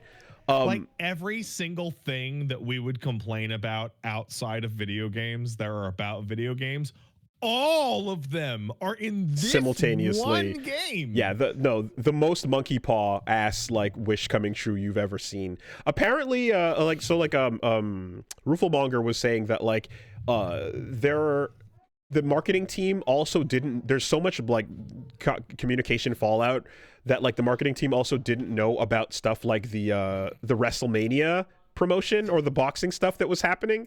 Like that was all just happening and they woke up and saw it one day. So again, Saudi Arabia is just off doing its own thing right now. That the marketing team behind them doesn't know what they're doing, because they sent me an offer and then said, "Can you sign this and we'll tell you what the game is afterwards?" And yeah, I was like, I'm not going to do that. Yeah. And then they came around like a couple weeks later and was like, "It was about City of the Walls." I'm like, I fucking knew it was. The energy, the energy. The trepidation in your energy betrays your product, my friend. It's just a big secret. Okay, send me an NDA. No, we want to really lock down who's going to be part of the promotion first. I'm like, oh, so you think people would not sign this if they knew what the promotion was? No. Yeah, I've told you. There's a couple versions of that. Fucking idiots. I feel like what the one thing I can say is that like the pretty much universal like backlash at this thing from everyone, like people who are like, nah, fuck this from day one, people who are like, fuck this with the Ronaldo shit, people who are like, fuck this with the MBS shit, you know, people who were like, that were still like going like, yeah, you know, I mess around from time to time. Everyone is absolutely just like completely over it. And like, one would hope that would make a difference, but I have my doubts because I also remember that like some of this, like what SNK was being purchased, for example, was almost like a spite purchase, you know, because it was like, hey, I'm a fan of these games, I love them, etc. But there was always this like there was always this part of things where it was like, yeah, we've got money and we can buy all the things you love. What can you do about it? Cry more, too bad, you know. So I kind of feel like cry more is an insane perspective when we're talking about like purchases. Well, that's what it's like, but I'm just gonna not. But you're devaluing the thing you bought, and didn't you like it too to begin with? Like if you're driving it into the ground, like it's one thing if this is the Bobby Kotick Guitar Hero situation of like we are actively trying to kill this and squeeze blood from the stone. But if you're buying it with the idea that no, we want to, you know, increase the fucking shareholder value, etc., you're like, why would you take this approach? I think that us peasants have this weird idea that about people who run businesses is that they want the businesses to do well and make money, and I am of the belief that people who run every business are so fundamentally disconnected from the realities of even basic economics that they're all basically just flying off the seat of their pants and vibes, and I want to do it, and if I want to do it, I'm rich, and that means it's a good idea because I'm already rich, so that means I'm smart. See the recent interviews with the Krafton CEO or the Roblox CEO or any of the Microsoft CEO or any other week of this podcast. Literally every single episode, right? Anyway, I think what we get here is that this is a game that they're willing to throw under the bus to try out things like the AI trailer that costs nothing to make and see if they can. There's always more games to buy. Certainly, and there's more companies to buy too. But I think that like this is something that is like going to be replicated in every other purchase they've made, and you're going to see trailers like this, you know, pushed in other genres and other purchases and other things, and they're going to see how much backlash there is and how, you know, like, do people that are people going to get mad about this in the EA FIFA world? You know, if we make an AI only trailer for FIFA, is that going to be a problem? No, yes. What's the level of rage to just casual? Who cares? Whatever, football, go. You know, and every other property that they get, right? You're going to start to see it more and more, but you're getting it in this small scale game that desperately fucking this sequel that needed to exist that has a whole lot of like beloved history behind it, as opposed to a massive behemoth quadruple A franchise that tanks this type of shit and just keeps going anyway because they walk through it. So apparently things don't tank that kind of shit. I don't know if you saw, but Kotick was talking about how Call of Duty's numbers are like down like 60%. Over from last year, right? Yeah. That was part of the lawsuit. Yeah. But that's the only really juicy tidbit out of it, is that, they're actually running that shit dry. Well, that horse is good and dead and beaten. Well, now, granted, 40% of Call of Duty sales is still more than anybody else will ever make, but still. Well, like I said before, like, this is not a bubble; it is a dome shield, and while the dome shield is active, we gotta run our fucking we gotta run these trailers. We gotta get this footage up there and use it while we have it. So expect to see more of these. I don't expect the amount of backlash they got from this is going to change their course on any of that shit. They don't give a fuck. The people who are at the company, SNK, are very like much affected by this and are completely not able to control how the marketing team handles shit, and it's been that case from day one. And fucking sucks for those folks. Because this is going to continue to just dominate the conversation. So that was happening. I'm like 5 steps ahead of you. I don't have conversations about City of the Wolves. I only have them on this podcast because I couldn't give less of a shit about that fucking game. Fair enough.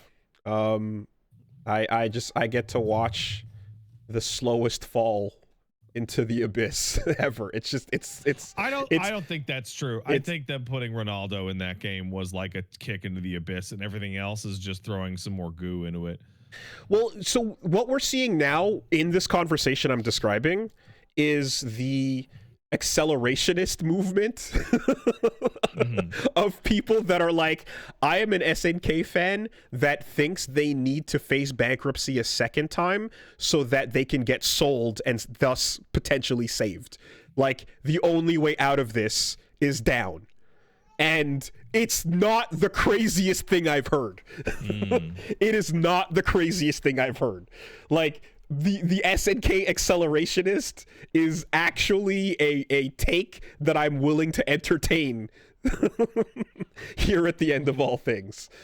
Boy, just please throw your fucking Toy Story toys away and say I'm fucking done with you. Just anyways. So yes, as it is a fighting game week, so there was all that, and then we mentioned too as well, the season 1 2XKO patch drops today, or tomorrow. It does? Well, tonight. I thought it dropped like, oh, okay. Technically, but yeah. So I gotta tell you, Wooly, I've never had a game force me to walk back my own comments more often than 2XKO. Mm-hmm.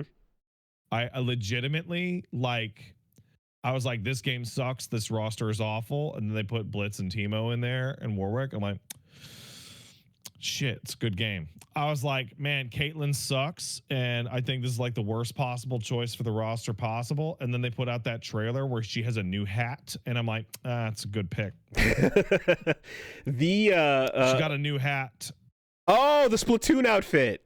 Yeah, she got a new hat. And the hat looks good. Yeah, so it's a good game. Good character. The Splatoon outfits all look pretty solid. There's a whole I think Frame Perfect is what they're called or whatever. Yeah, I like that stuff. Well, that's actually the Battle Pass thing for her. The Frame Perfect stuff is just for Ari and Echo. Okay, Ari already has like 5 skins, so we've got our Chun-Li, we've got our fucking Skin Beast, and everyone is like, hey, yeah, if you're a League of Legends fan, this is old news. It's like, first time, Ari's very popular. She's going to get the most of everybody. Expect that shit to come disproportionately. I ultimately, like I said, like Caitlyn with her trailer, we talked about it before already, but like, I'm like, her kit doesn't speak to me as much. I like the Aegis Reflector idea, but I'm, whatever. I'm happy to get to the next one. Beyond that, though, the only other things I wanted to say about it, because we've covered for it for the most part, big Juggernaut changes coming, and I'm very interested to see whether they make a difference or not, because they sound I would just scary on like to be paper. able to play that mode to learn a character. That's the like I that's what I want that mode for. I want that. I want Juggernaut mode to be real, so that people who don't like 2v2 games can feel more comfortable playing this option, right? Because in like CVS2, you could play one character and dominate if you were nice with it. Really good. Right? You could do that. It was viable. And Skullgirls, it was kind of nuts, but it was still an option that was there. The balance is a bit more all over the place. I want it to be a real option for people that are like, I don't like tag fighters. I just want to play my one character. Unfortunately, you're still going to have to fight against two people. But if you're good enough with one, I would love that to be viable. So they're buffing it, and I want to see that thrive, because it's a cool thing to make a tag game that is optional. Tag optional. I like the idea.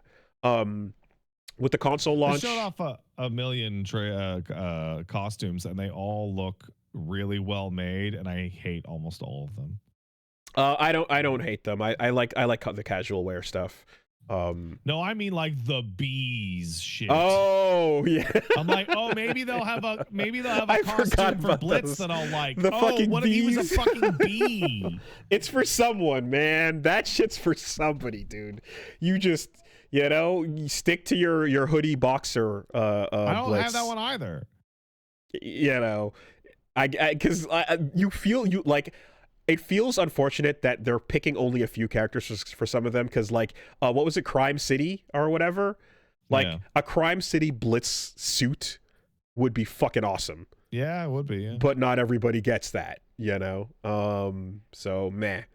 Anyway, though, that side of it aside, the console launch is there, and it's all crossplay now. So cool. Let's see how that works.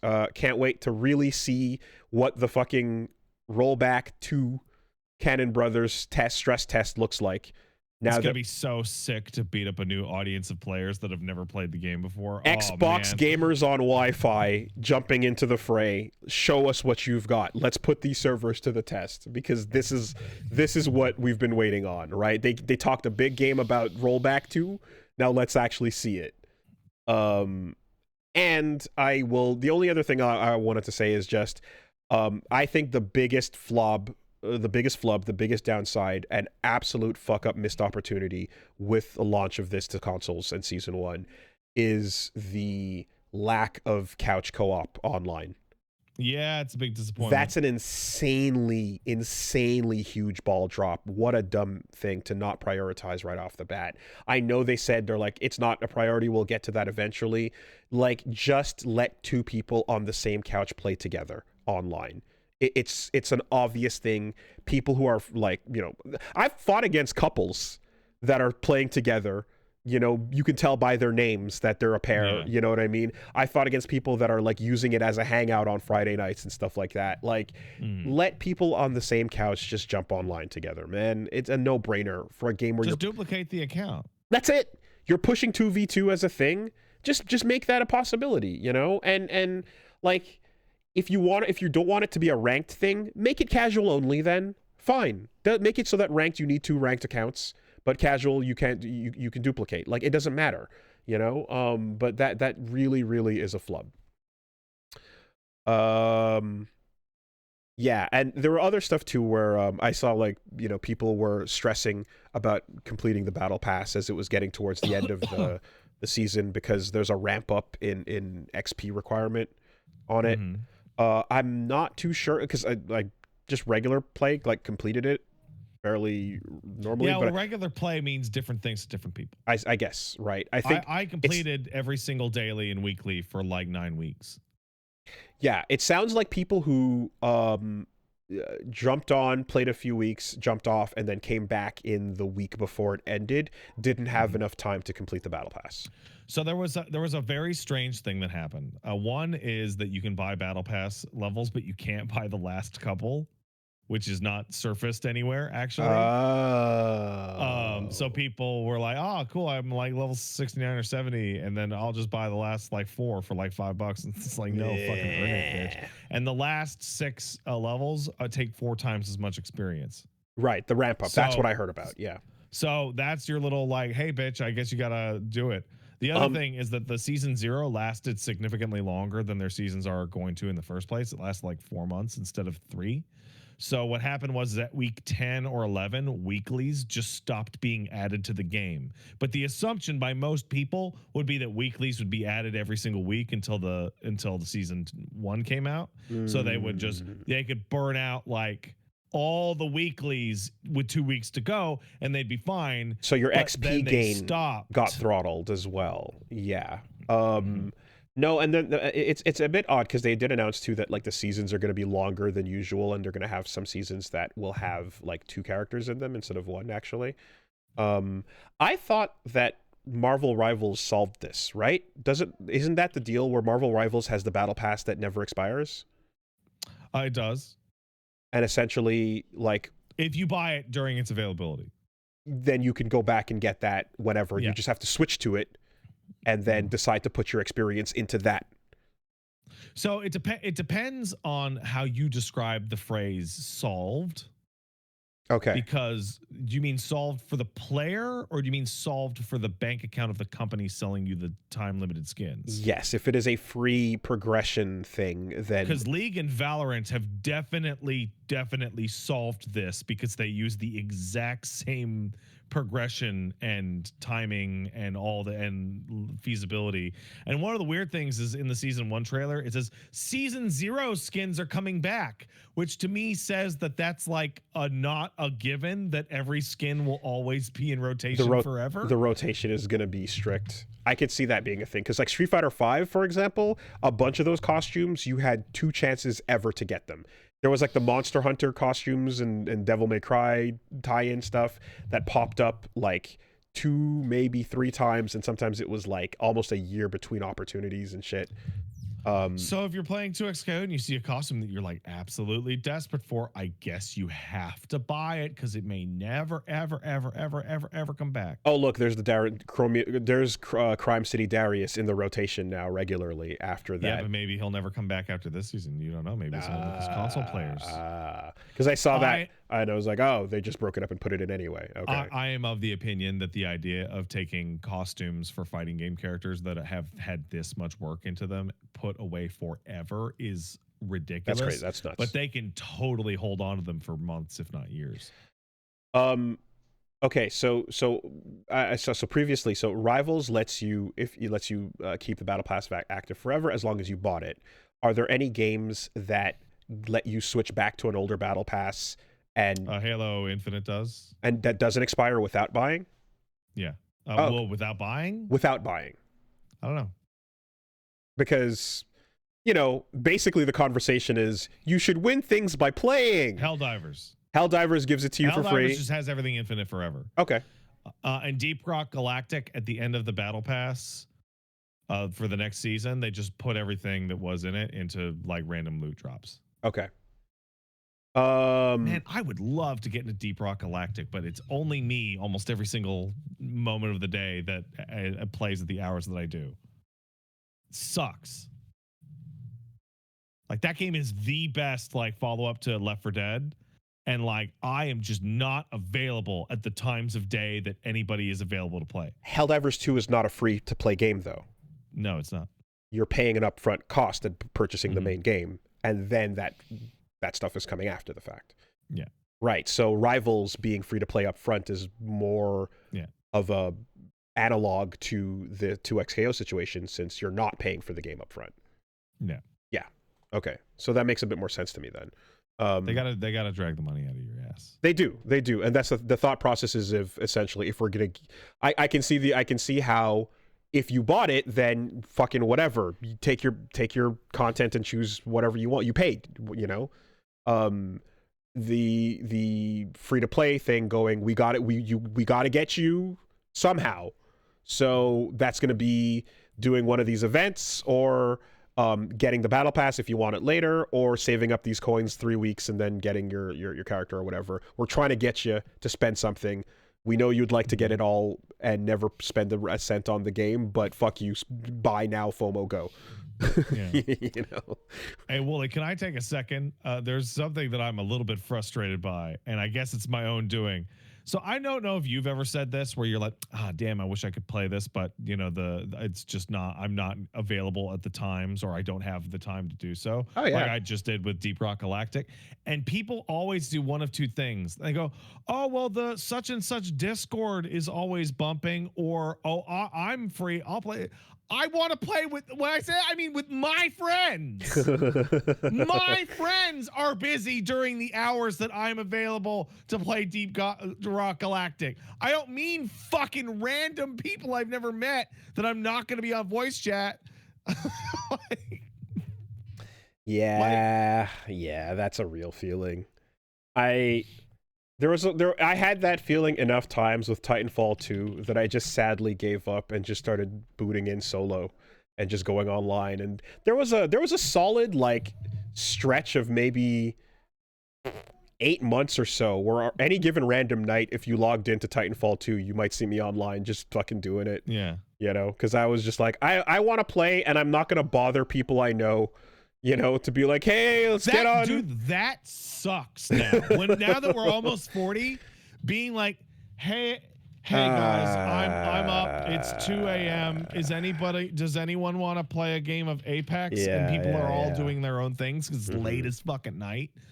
You know, I grabbed a couple folks for some Rivals games, you know, a while back, but like, it does feel like you're bothering everybody. It really does. And the other thing is like, man, like Left 4 Dead, you could totally play that with random people, right? There's not enough like complexity going on that, like, you know, most random people, they need to shoot and they need to not wake up the witch.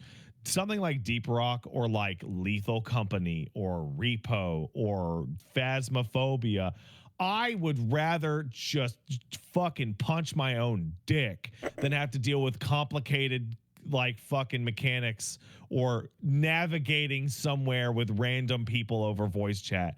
Like that sounds like the absolute most miserable fucking experience. Man, I tried to get people to fucking log on for Anthem and just nobody wanted to do it.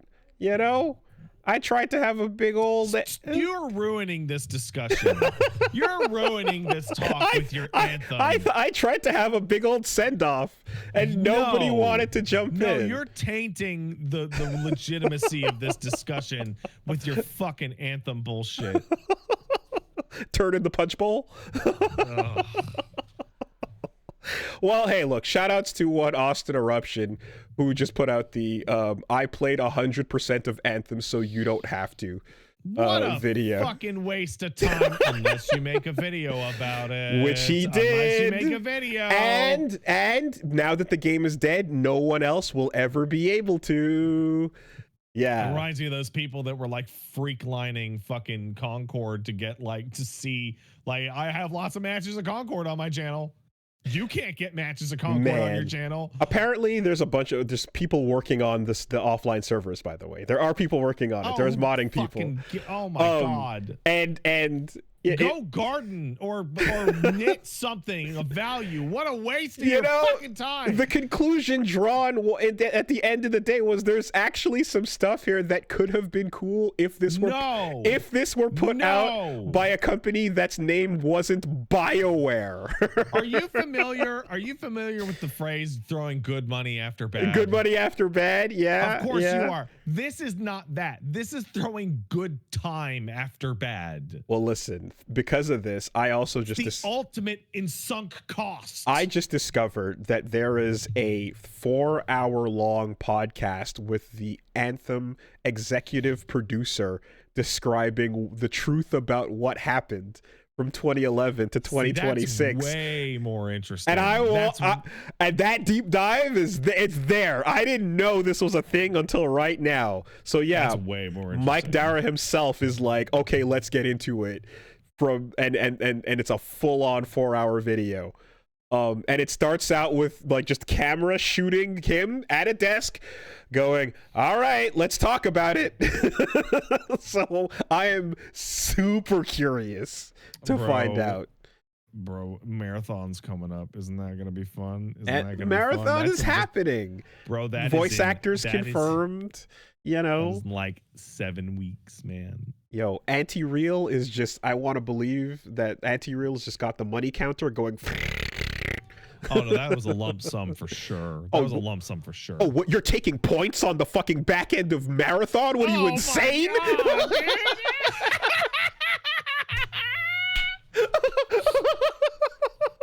What are you, out of your fucking mind? Do you want a percentage? No.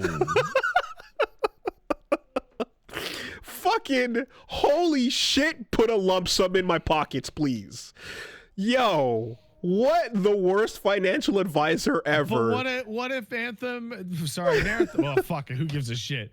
Yeah, sure, fuck it. High Guard. High Guard's out next week, dog.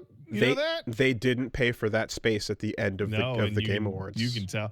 I'd be shitting. I'd be shitting my ass. They haven't even tweeted. They haven't done nothing. There's nothing on that game. There's nothing. Next week.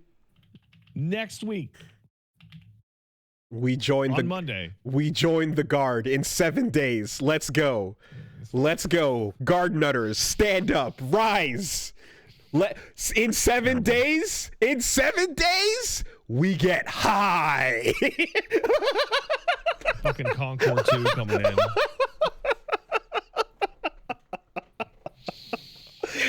Oh, I love it. One is down and right into the next, baby.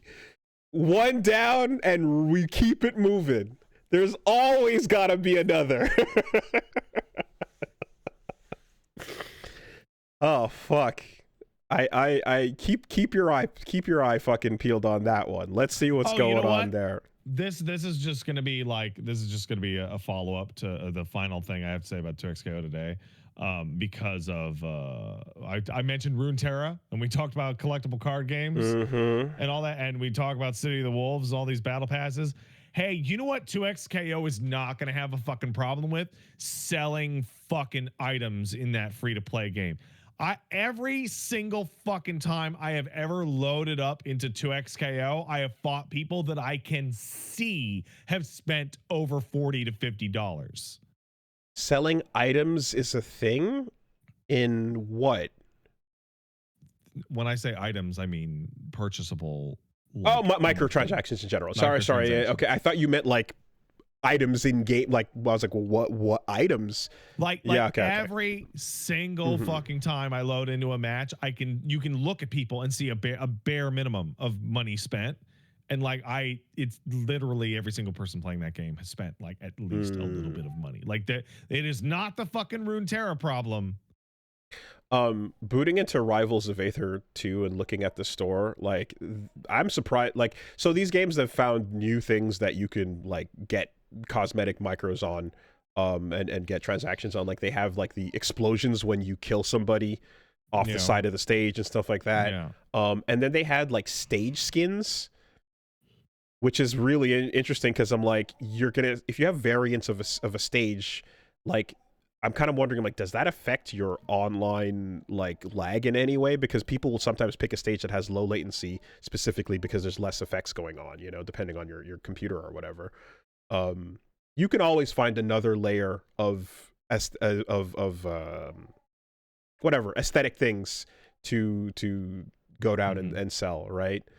I mean, shit, man. Like, I didn't go check it, but I saw like the fucking life bars in Street Fighter 6 look so fucking cool. But like, weren't they really expensive or something? I didn't see what the actual deal was, but I don't know. Apparently they're pricey. But there's life bars for like Street Fighter 2, Street Fighter 3, and 4 and 5 that you can drop into 6 now. So anyway, all right, all that aside, and speaking of stages and performance issues, yo, the Monster Hunter community is fucking nuts, dude. They are. These stories keep happening, and the one this week is a doozy. It sure is, Wooly. It sure is. One This is a great player, segue in talking about microtransactions.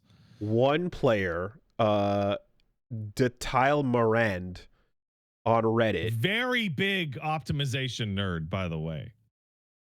went Huge nerd about game performance. in and had a giant post where they basically solved the reason why Monster Hunter Wilds has tons of performance issues. So I went into a lot of detail on this, so I can give you a much more comprehensive breakdown. The reasons are the most batshit fucking insane goofy things that are like, talk about your damnation of modern gaming, right? Like, just the cause and effect of modern practices resulting in this type of quality of life reduction. Yeah. So let's go down the list of shit, right? Because there's a million, right? So first of all, Monster Hunter Wilds released a terrible fucking performance, like abysmal performance, and it used like frame gen to like make up that performance, but it barely worked. Second of all, they said, hey, we're gonna improve the performance on PC in like a year. And we're coming up on the end of that year now. The final performance patch on PC is supposed to be in February, right? Following that, they released a patch that massively broke the game's shader cache, which actually decreased performance significantly for everyone. So you had to manually do a bunch of Windows shit to delete your shader cache.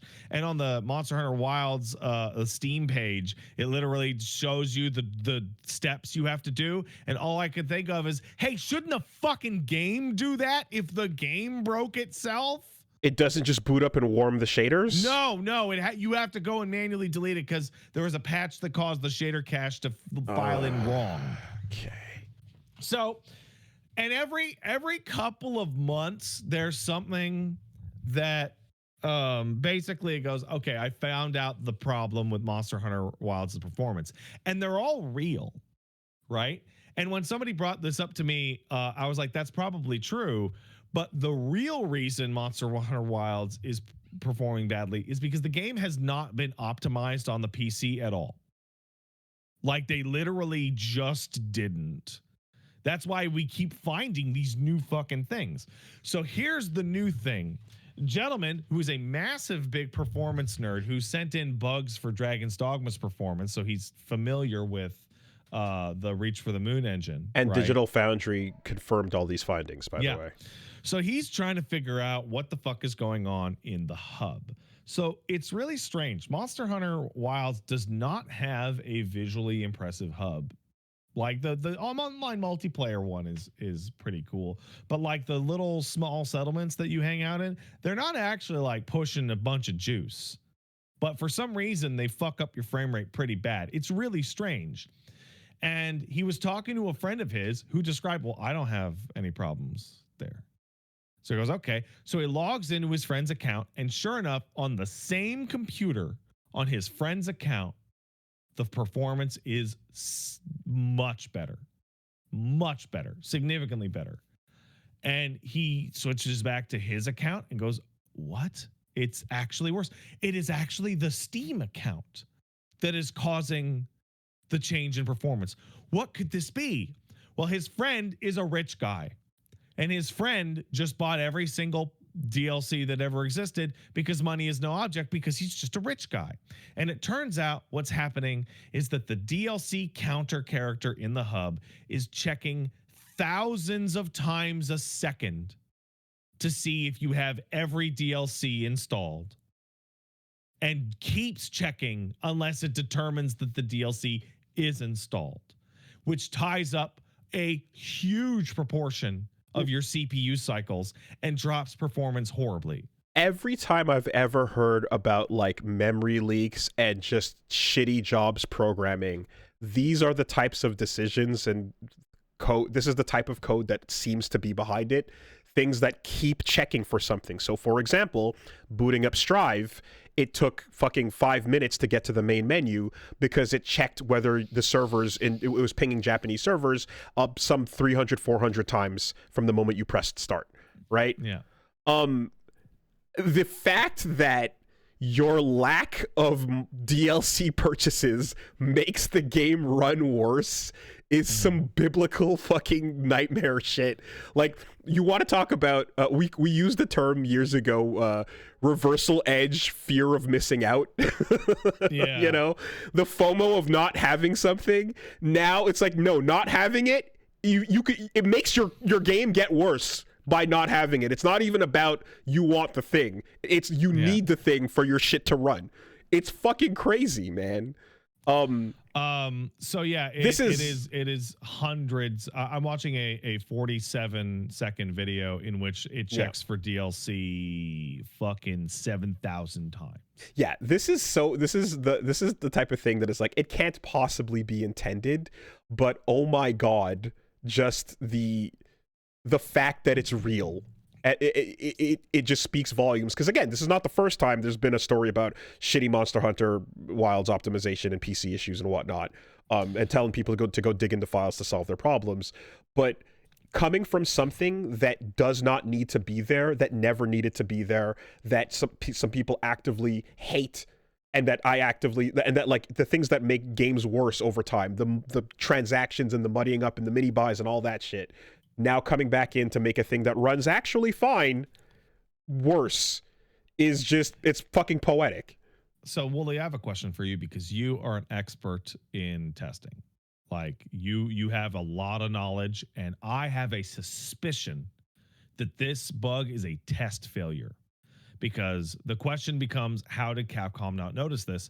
And my assumption is that the internal testing they did for PC was on clients that had all the DLC unlocked. Therefore, the game would never surface this problem. Does this issue occur on consoles? No. Only PC. Only PC. Yeah. So on console testing, going in with multiple different DLC configurations is a mandatory compliance thing. There's tons of test cases dedicated to having DLC 2 but not 1, DLC 3 and 1 but not 2 and 4, and every permutation in between. There's a major component of this that happens every time you add anything to the game.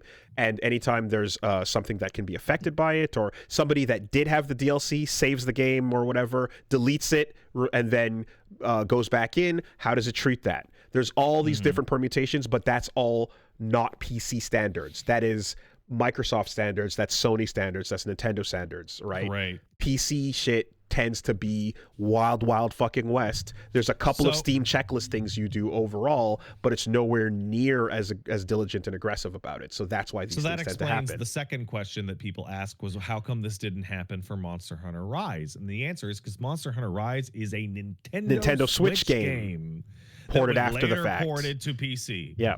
Yeah. Every time you see some loose handling of this shit, you can assume it's because, PC testing, PC compliance is not really a thing. It's up to the dev to do whatever they want, but you can get away with all kinds of shit.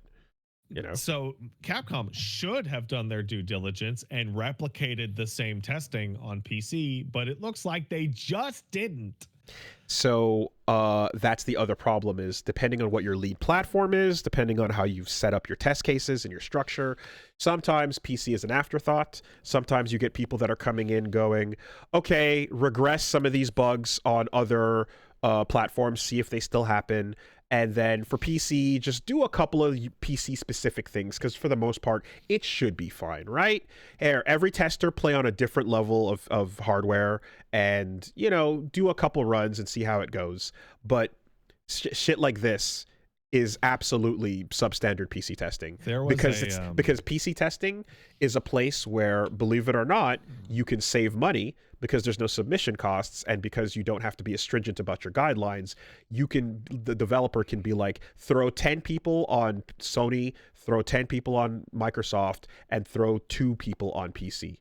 You know, there was a very interesting thing during the Resident Evil showcase, which sucked, by the way. where they had an NVIDIA partner talk about how NVIDIA was supporting RE9 really good. And like they basically stood there and was like, we promise that performance for RE9 will be good on your computer, which was a really fucking weird thing to say, except, oh, your other big game that sold a lot last year performs like shit on everyone's computer. Yeah, man. This is the type of thing that, like, as you know, they're talking about like Steam machines are coming, and you're gonna kind of have this standardized, like, you know, system that should be able to treat PC games as like solid things you don't have to worry about. Like, if this kind of shit continues, it's just gonna be like, yeah, you can get one of those, but why fucking bother if everything they put out is gonna struggle, you know? I want to say that what was I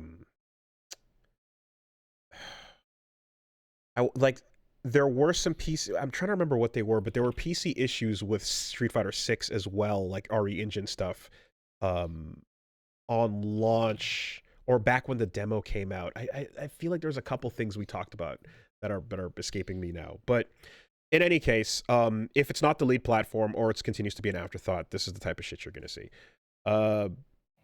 I saw the end of that person's thread as well. The tester basically said essentially like a threat, which was, yeah, I'm not going to release this mod because it skips DLC checks and people could use it nefariously. But if they do not patch the game within 2 patches to fix this, I will release the mod. open source.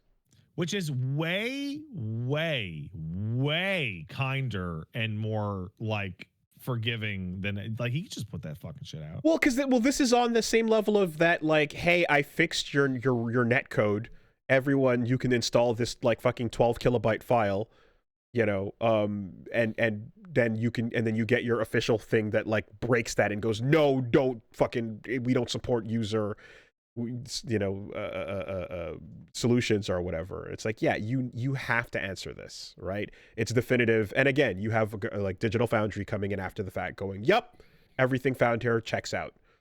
I am now looking at a gentleman's thread in which he is describing that because he had so many friends on his Xbox friends list that in 2017, when they put out the new Xbox experience or whatever, that his inputs were getting eaten by packets because the fucking friends list data checks were taking priority, and that he was losing inputs in Halo. The NXE! The NXE, baby! Let's go. Bring back, fuck the blades. We're all NXE. I remember for the longest time we were like, I like the blades. Yeah, I like the blades. We talked about the blades, you know? I like the blades. It was like, bring back the fucking blades. But nah, you got to see the bottom of a I was gonna say a me. Yes, of a me's foot. What was it? An avatar? Avatar. See the bottom of an avatar's foot. That was so sick because you want to see the bottom, and then the fucking thing broke all of its arms and legs to do it, and they were like, "It's incredible." And I'm like, "This looks like a pile of fucking shit." Okay, so for all the kids out there that might not remember the blades, the original Xbox 360 launch layout, where each screen was like a different folder, like a manila folder slice, but it was like a blade, and as you slid through them, they made like a cool noise that went like.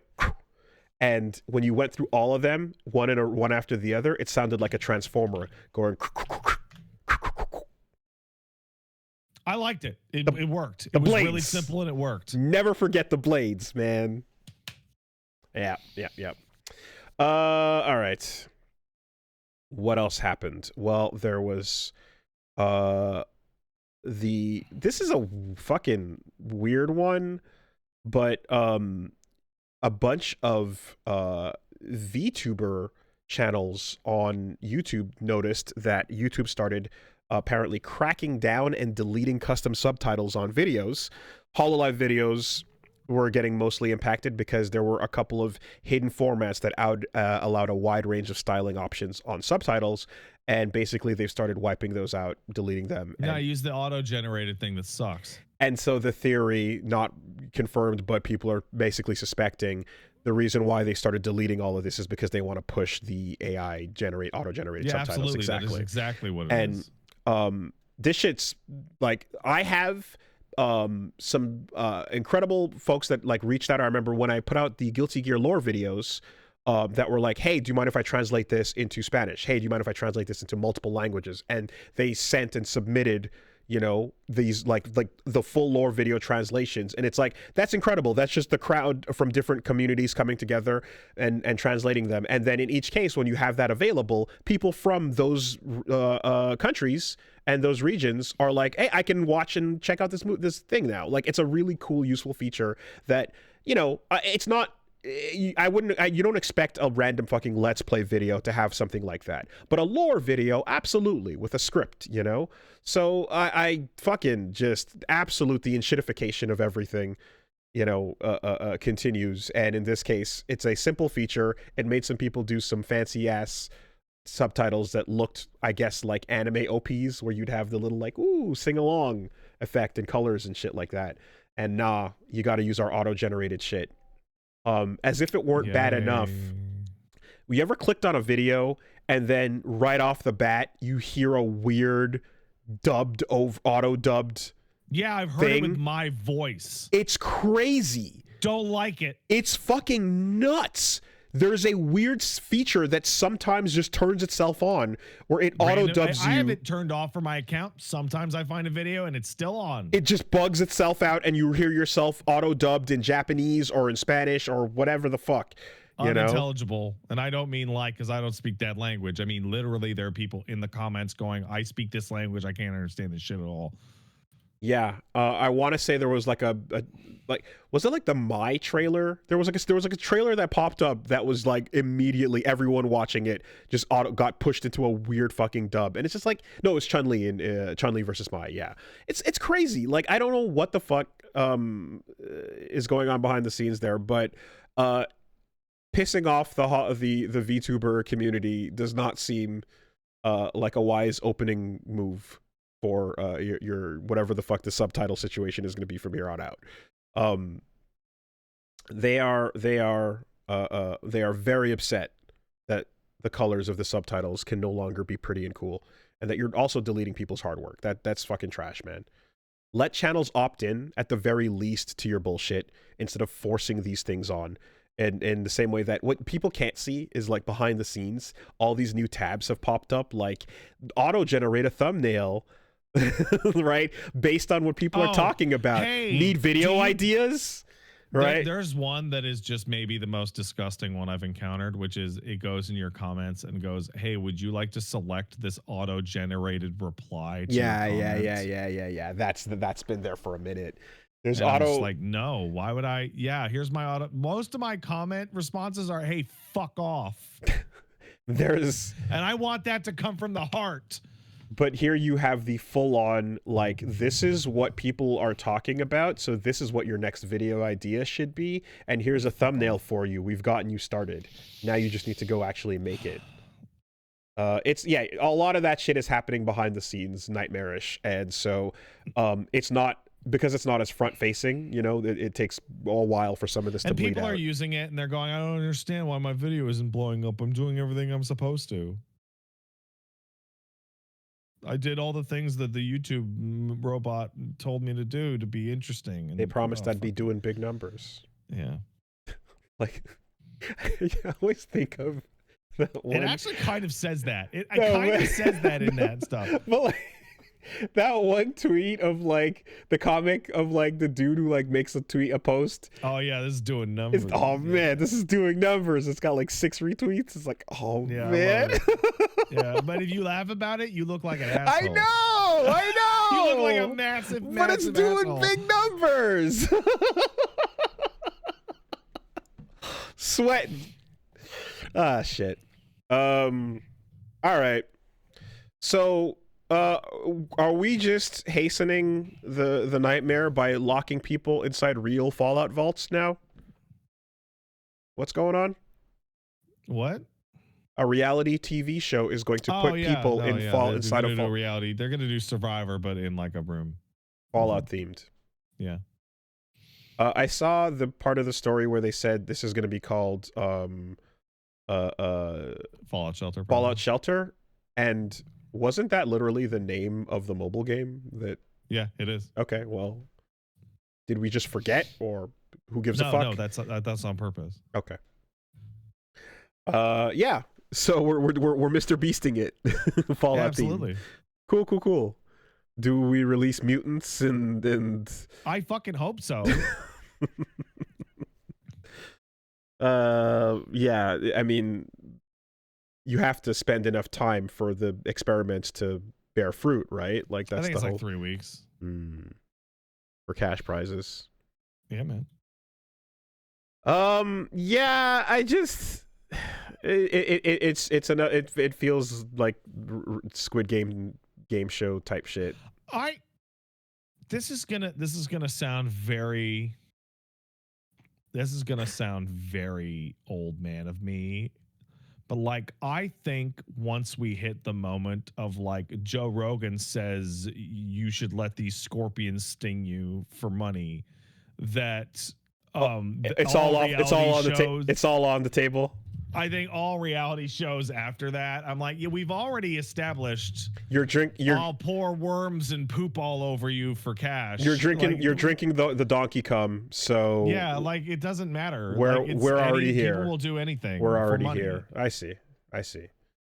I didn't come here to make friends. I came here to eat horse cum and make money. And I'm all out of money. Yeah.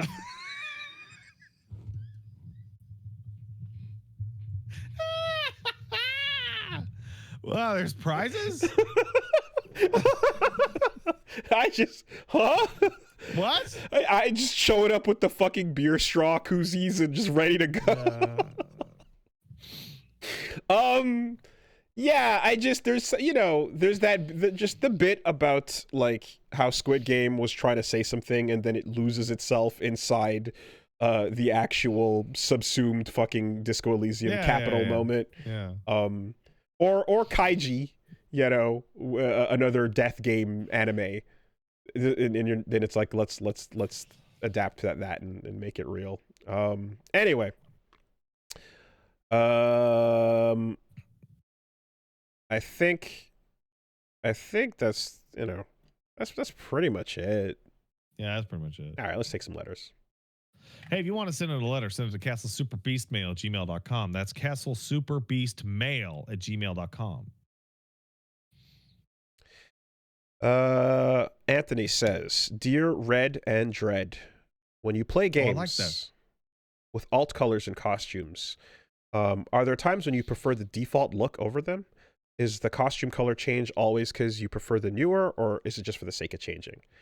It depends. I play 2XKO and I actually like the defaults a lot. More than lots of the costumes they offer. Okay, so I have a particular like ism where I'm kind of like, yeah.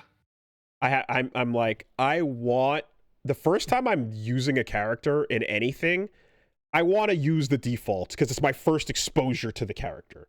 It feels wrong to just go in and immediately pick an alt version without seeing what the design is supposed to be in context. Yeah. I totally agree. Like at the beginning anyway. The first time I see it. And yeah, I guess more direct answer to this would be in Devil May Cry games, I prefer the defaults over all the alt costumes. Yeah. Whether we're talking legendary Dark Knight Sparta outfits or color swaps or even some of those fucking diesel cowboy Dante or whatever. Black jacket Dante. That I'm like guaranteed to use an alternate is when I play Devil May Cry 3. I use the Devil May Cry 1 costume. Because I like the DMC 1 costume. Sure. Like, I want to go more default. You want to go more default than default. Yeah, exactly. I liked putting blue jacket Virgil on black jacket Virgil in 5 because I like the even more default, Yeah. But unfortunately, Nero in 5 can't get his old jacket from 4. Yeah, it's a bummer. So that's missing because I love Nero in 4's look. I really, really fucking dig that. But yeah, that's how that's how I feel about it. Like in the game like 2XKO, like if it's just palettes, like I'll play the red palette or the purple palette, right? But yeah, I tend to actually like the defaults by and large. The default, yeah. Um, You have to really fucking kill it with an alternate costume for me to be like, yeah, this is the one. This is the shit. I need to basically look at it and be like, I wish this was the default for me to be playing an alternate costume. So I always settle on my favorite alternate costume in games though. Like my Marissa is in the wedding dress, forever. Your like Melissa. Yeah, that's it. I'm goth lesbian breakup Vi forever. But anyway, let's take one over here. Frankie says, "Dear Turner and Hooch, listening to an earlier episode, Pat was talking about stat do and being told to look at the wiki for answers. Got me thinking about how I played an old game called Old School RuneScape. In the game, there's literally a link to a wiki in the game. I hate that. At some point, developers decided they didn't need to explain more than the bare minimum, and the community would document things on their behalf. This made it genuinely one of the best wikis I've ever seen, but it's also practically needed if you have to find a specific item or NPC you're looking for, and that's before even getting into quests that can take several additional hours to complete without outside help. Anyway, the question is, what's the worst offender you can think of where using the wiki is practically mandatory for playing the game? Much love for the Dadcast, Frankie." I have one. It's the balance Discord for FF14. It is the be all end all resource on how to play your class or do almost any encounter. And it's a fucking Discord, and it drives me fucking crazy. We've had the discussion many times now, but the Binding of Isaac, like, what the fuck did I just pick up? Yeah. Whether you mod it or pull the sheet up or go to the wiki feels necessary. Oh, I also want to say that any game that has like a Discord as like its primary like skill building or wiki purposes, the people that hang out there are either super chill and probably high or legitimately evil. Like there's no in between. I just remember pulling up stuff in Silksong when I was like, okay, let's just run it. And I'd pick up a new tool, and I'm at the end game, and I'm like, okay, this is a tool. I see what it does. Is this any good? And you go to the wiki, and then you scroll down to the comments, and someone in the comments goes, yeah, this shit is broken as fuck. It's super. If you combine it with this, one of the best builds in the game. You're like, okay, cool, got it. Thank you. Done. Just you know what? Cut to the chase. Do you want to hear the most like mercantile, disgusting thing I've ever done in any Discord? I will go into like a game Discord and ask a question and be like, oh, this place is disgusting. And someone goes, oh, hey, Pat. And I add them as a friend and then leave that Discord and just direct all subsequent questions to that guy. Oh, God. You've turned them into a living wiki then. Yeah. Yeah, cool. Hey, you found your fucking AI chat bot. That's a person. It's like that. And I would rather talk to a guy who's kind of normal. That's kind of grimy. Like knows a lot over scrolling through any fucking Discord wiki ever. That's kind of grimy, but you can only pull it off because the person knows who you are. Yeah. Oh, God damn it. Yeah. All right. Nah, I get it. The IRL equivalent of that I've had a couple times where, I don't know, I'm chilling at like the con arcade room and I'm trying to play one of these new rhythm games that I've never played before, and someone goes, oh, yo, Wooly, what's up? And I'm like, hey, how's it going? And I guess we're just gonna hang out for the next hour while you walk me through into it that this person knows what the fuck they're talking about. And I'm like, hey, we're gonna be hanging out. What's up? Hey, let's chill. And you can show me how to fucking do this, And yeah, make some friends that way, Use your powers.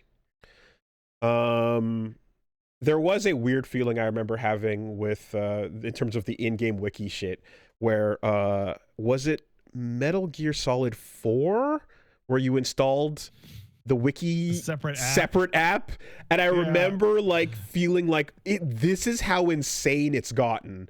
This is too much. And I went through it because I had to know. Yeah, and that was a massive waste of time. Because you needed to know about what Raiden was doing in the years in between. Nanomachines, that's what he was doing. What happened between Sons of Liberty and 4, because clearly it was very important. And the wiki was the only place to find out. Not important enough to make a game about it. Fuck me, man. Wiki. We made our own wiki included in the fucking game and, like, install it separately. They're never porting that shit. They're never... No, they're probably going to remake it instead. Yeah. That's probably easier. I could see that being next. Sure. I could see that. All right, and one last one over here. Hey, Suburban Cyber Clown, Pat, and Monk of the City, Wooly, catching up on the podcast, and the VR was being talked about, and the cords being a problem. This actually has been semi-fixed with Quest 2, where it's something called, I believe, AirLink, where it allows you to wirelessly do Steam VR games by connecting the headset through Wi-Fi, and I found it to be quite reliable with very few hiccups. I was blown away that I never saw this feature marketed with the Quest 2, and it's a huge thing, even as a huge thing, and it might be more of an issue with slower internet or further away from the router, but it gave you a cordless VR experience that I was looking for. I discovered this option by accident when looking through the Quest settings and randomly came across it. And it got me wondering, have you experienced this problem that people still talk about was fixed, but nobody knew? I have absolutely encountered that. Of course, I can't think of anything off the top of my head right now, but you'll go into like the options menu and you'll be like, why the fuck is this not the default fucking toggle? Mm-hmm. Oh, I can think of one. Witcher 3 controls like dirt. Witcher 3 controls like dirt until you hit start and go to options and then go to controls and switch character movement to alternate, and then the game controls good. What's the default? The default is you have like Geralt has to like pick up speed when he moves. He's got momentum and inertia. Okay. And then the default, and then the alternate is he just controls like a fucking video game. Okay. Like momentum in an Alucard kind of way? Because that's good momentum. No, like I want to move. Okay. Like in a GTA 5 way, where they have to pick up speed or turn like a race car. Like a horse. Gotcha. Oh, he moves like a horse. Okay. Yeah. Somebody in the chat says Ace Combat 7 defaulting to Dum Dum Baby controls is another one. That's a big mistake. I talked about Strive getting ranked, about a week ago or so, but like, yeah, if you didn't know that they completely fixed the online for that was there. I mean, No Man's Sky was pretty advertised, so I'd say that's a case of like, I feel like the word got out. Yeah, it was highly advertised. Yeah. But yeah, there you go. Astral Chain. I hate that. Not on default control type. I don't remember what control type. I don't remember Astral Chain controls. Yeah. What was that? Looking it up right that now. Feels like that it's itching something. It rings a bell. I feel like I remember changing something. Yes, there was something there. What did it have to do with the Pro controller? Attacks on the face buttons. Oh my god. I have to look at it. The default. Okay, let's wait. What was the Astral Chain default? Okay, preset C has Legion, action, attack, interact, and dismiss Legion on the faces, where evade, call Legion, and switch Legion are on shoulder buttons. Shoulder buttons. Oh. But what is A? What's control type A in Astral Chain? Dark Souls style. What the fuck I think it is. It was Dark Souls style with shoulder R1, L1 attacks. That's god awful. Oh my god. I don't. Let me look. Yeah, every photo I find is of control type C. That's so fucking funny. I just find a bunch of pictures from pro tips for Astral Chain that. Oh. That's wild that they did that. Hey, you know what? I have one for you. This typically shows up in first-person shooters that have been moved to PC, but they have controller support, and you have to go into the options and put on toggle sprint on clicking the left stick. There are games that start you up with like, hey, click in the left stick and hold it while you run. Are you fucking crazy? Like, unless it's a game where running is like a high alert noise and or you know what I mean? Like, unless it's a game where like that matters. If it doesn't, get the fuck out of here with the toggle sprint shit. You should always toggle sprint in everything. That's crazy. That's completely nuts. And then when you let go, sprint should turn off. That's, come on. Boo. All right. That'll do. That'll do. Have a good week, everybody. Peace out.